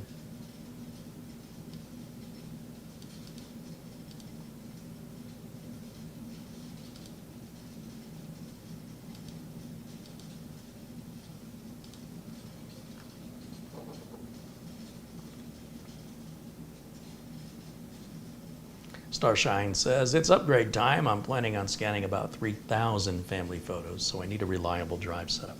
You're going to need 2 reliable drives. You need a drive that's going to hold the 3,000 photos, and you need another drive that's going to hold the 3,000 photos, and you need at least one of those drives to be unplugged. Don't plug them both in at the same time, or if you do, don't keep them plugged in at the same time for very long. Don't leave it that way. That way, if there's a power spike or there's ransomware or virus or anything like that, you're not getting both of your copies destroyed. And I would say at a bare minimum. You could also, you know, use Google Drive for free and upload a copy out to the cloud, depending on whether or not you're going to consume all the space. And, you know, and of course it's cheaper to buy the space on Google Drive today, but over time, you know, it's a subscription, it never ends. So you will eventually far surpass whatever your own storage costs. But then getting it out in the cloud and out of the building means you're securing that data in case of a fire, a theft, a flood. Those are priceless memories, you know. You want at least 2 copies at all times.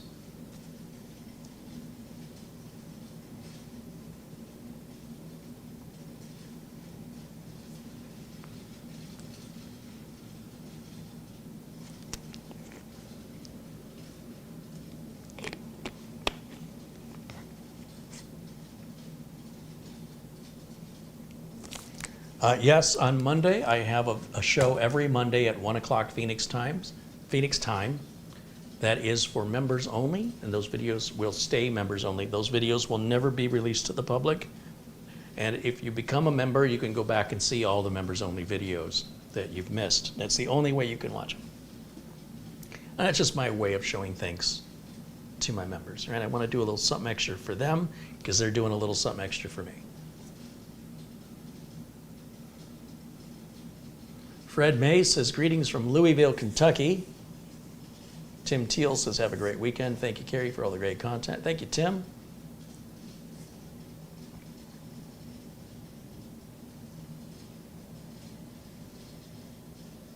Lawn Dog says, on the Team Group SSD, you noticed it said it was SLC. Can you elaborate what that means?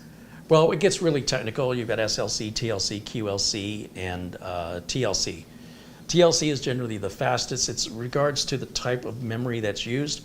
You can get higher capacities with lower number of write cycles that don't run as fast with like QLC, and that brings the price down. Or you go to TLC, which brings up your endurance and it brings up your performance, but it costs more money to manufacture, and therefore it costs more money to purchase it. So essentially what I would recommend, because this kind of tech stuff isn't typical end user stuff we talk about, do know that the less you pay, the more likely you're going to get more budget line equipment level hardware. And the more you pay, the faster more robust equipment costs more money. So if you see a number of 1 terabyte solid state drives and they start at $23 and go to $200, it has to do with the speed and the robustness of the drive. So that can mean an extended warranty. That could also mean better customer service, or the opposite on the opposite end, right?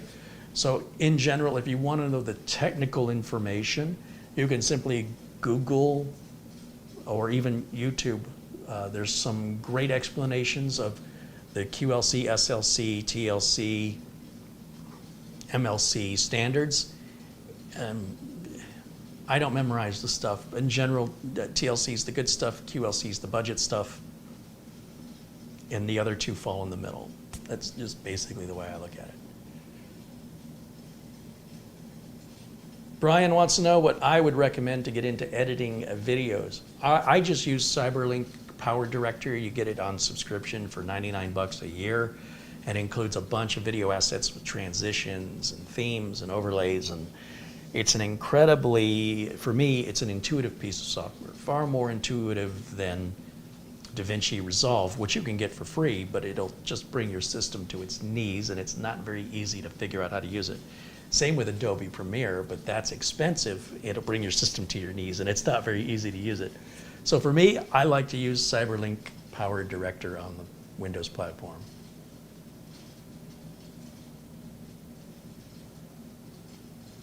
David Herzog says, great show as always, Kerry. Keep up the valuable technical content coming. Right on. Thank you, David.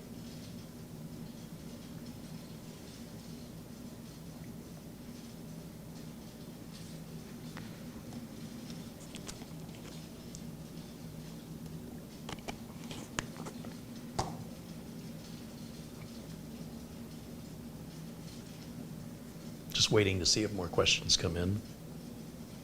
And I want to know where my 8 terabyte drive is. Amazon has not delivered it yet. What's the status of it?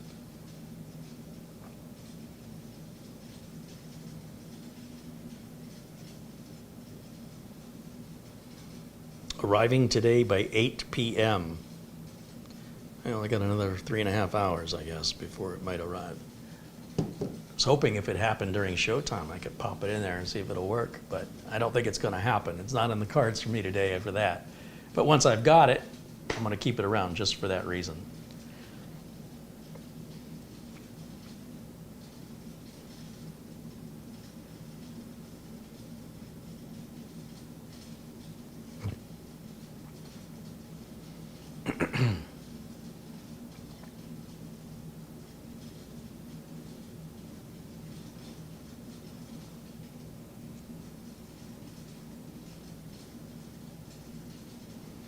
If I missed your question, that's the only reason I didn't answer it.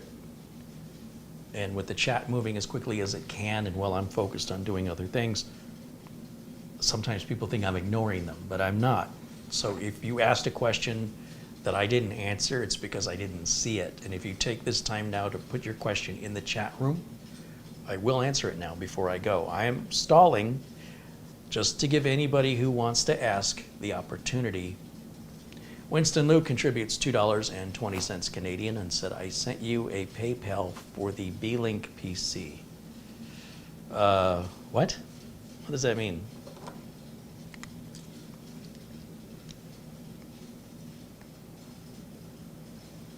Winston Liu sent $20 US dollars. Thank you, Winston. You're saying, but when you said for the Beelink PC, what did you mean by that? Bradley Morris has a question. Are those HDMI modules for the HP mini PCs, do they work on all models, or do they have different modules for different models? Oh, they most definitely have different modules for different models, because as the models evolve, so does the technology, right? So the motherboards have to be redesigned for different chipsets and different CPUs, and therefore the layout of the boards change, and so the connector needs to change. So they make a different connector based on which family of product you have. Yeah, they're not just one size fits all. It's not universal. It is very proprietary, yes. Winston New says, I want you to buy more Beelink. Okay. Which Beelink would you have me buy, Winston? Is there a particular model you're most interested in? They have a lot to choose from, and I've covered a lot from them.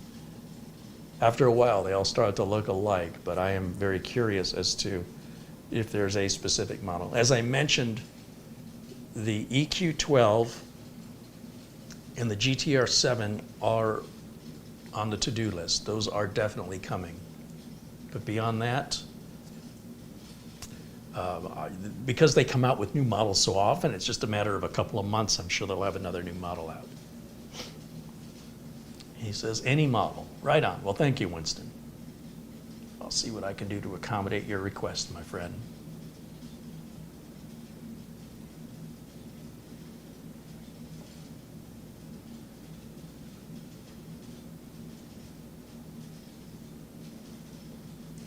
Old Man 55 says, thanks so much for all your videos, and good night to all that has joined us today. Right on. Well, thank you for hanging out with us, Old Man 55.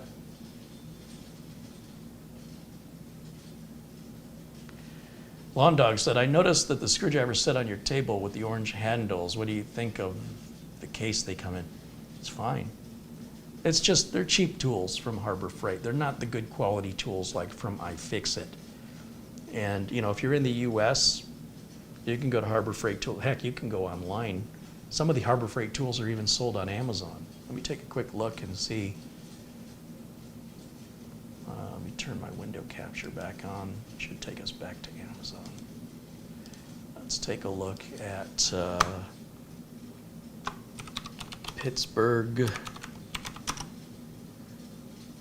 What do they call this? Precision electrical screwdriver, 6-piece. There they are, 18 bucks. That's the exact set I'm using right there. Now, if you go into Harbor Freight Tools, I imagine it's much cheaper. You're paying for the convenience of having it shipped to your door.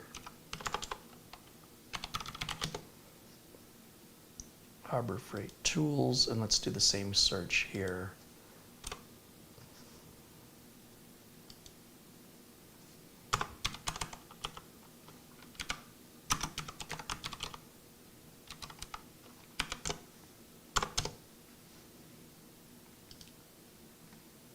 Yeah, $9.99 at Harbor Freight Tools. They're cheap. But you know what? For $9.99, it's a heck of a deal. Most tools at Harbor Freight Tools aren't the best tools you can buy, but they're might be the best tools you can buy for the amount of money. For 10 bucks, I don't know that you can get a better set of 6 precision drivers. I'm very happy with those, and I'm sure that's probably what I paid was 10 bucks for it. So just so you know, if you don't want to be bothered to get in the car, or if there's not a Harbor Freight close by, you can just order them from Amazon for not quite twice the price, but at least the shipping's free.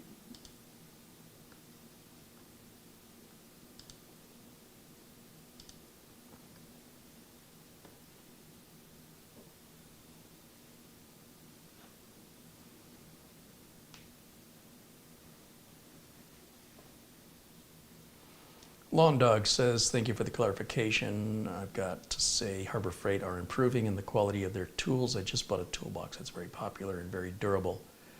So the problem with Harbor Freight is, you know, the test of time. A lot of what they sell looks fantastic and works fantastic the first few months or the first year. They typically don't age very well, but, you know, there's always exceptions. There's different product manufacturers they deal with. And it depends on what environment you're keeping the tools in, right? If it's a humid environment or, you know, a dusty environment, et cetera, and whether or not you take care of them or you're abusive to them. They're not the highest quality tools, but for what they cost, you can buy them several times for what one Snap-on tool would cost you. So, yeah, it's a pretty good deal. And you know what? You can get the nitrile gloves at Harbor Freight too. They have them in small, medium, and large, and it's a great source for getting those as well.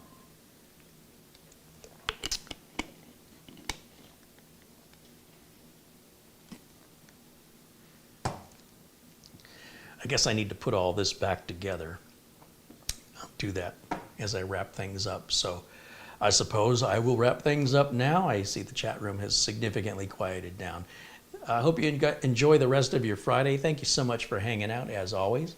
A shout out once again to everybody who has contributed during today's live broadcast. And that includes Winston Liu, Mark Gaines, Garfield Rupe, Ron S., Fred Sunderman, who just became a member, Martin Hogg, Larry G., Larry Hall, Ian Gooch, Alan Lindas, Mortant 1210, who continued his membership into month 12.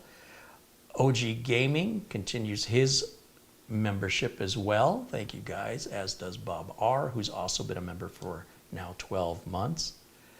Thank you as well to Bradley Morris, who's also been a member for 12 months.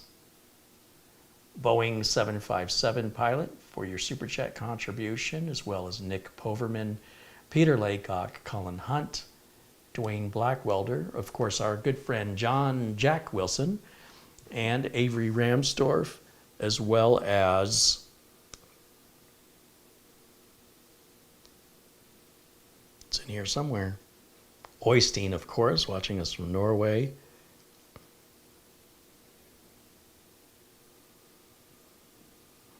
And Susan Lawrence, who we just turned blue today. And Dustin Fuller, of course. So again, you guys make these videos possible. And without you, there's just less content. So thank you for playing a role in the possibility for these videos to be created. I appreciate you very much. And for all of the members, for all of the moderators, and for all of the regular viewers, especially those that participate in the live chat, thank you so much for participating in the video, because that means a lot to me. So many people just lurk. They just watch. You don't even know they're there. It's hard to say thanks to them because I don't know who I'm saying thanks to or if they're even real. So I hope if you haven't participated in the chat during a live feed, I hope you will at least pop in and say hello. That's how we get to know you. And who knows, new friendships are awaiting if you just make that one little step and say hello. Thank you guys so much for hanging out. Thanks to the folks at Beelink for sending the machine. A follow-up on the EQ12 is in the works. Maybe a week or two, I would imagine. We'll see how fast it is. I get the turnaround on that. And I am going to try once again to make some videos this weekend. If everything goes like I think it will, I hope to have new content. So if you're not getting the notifications properly, be sure and follow me on Twitter. I always post links to upcoming videos on my Twitter page. Follow me on Facebook. I always post links there.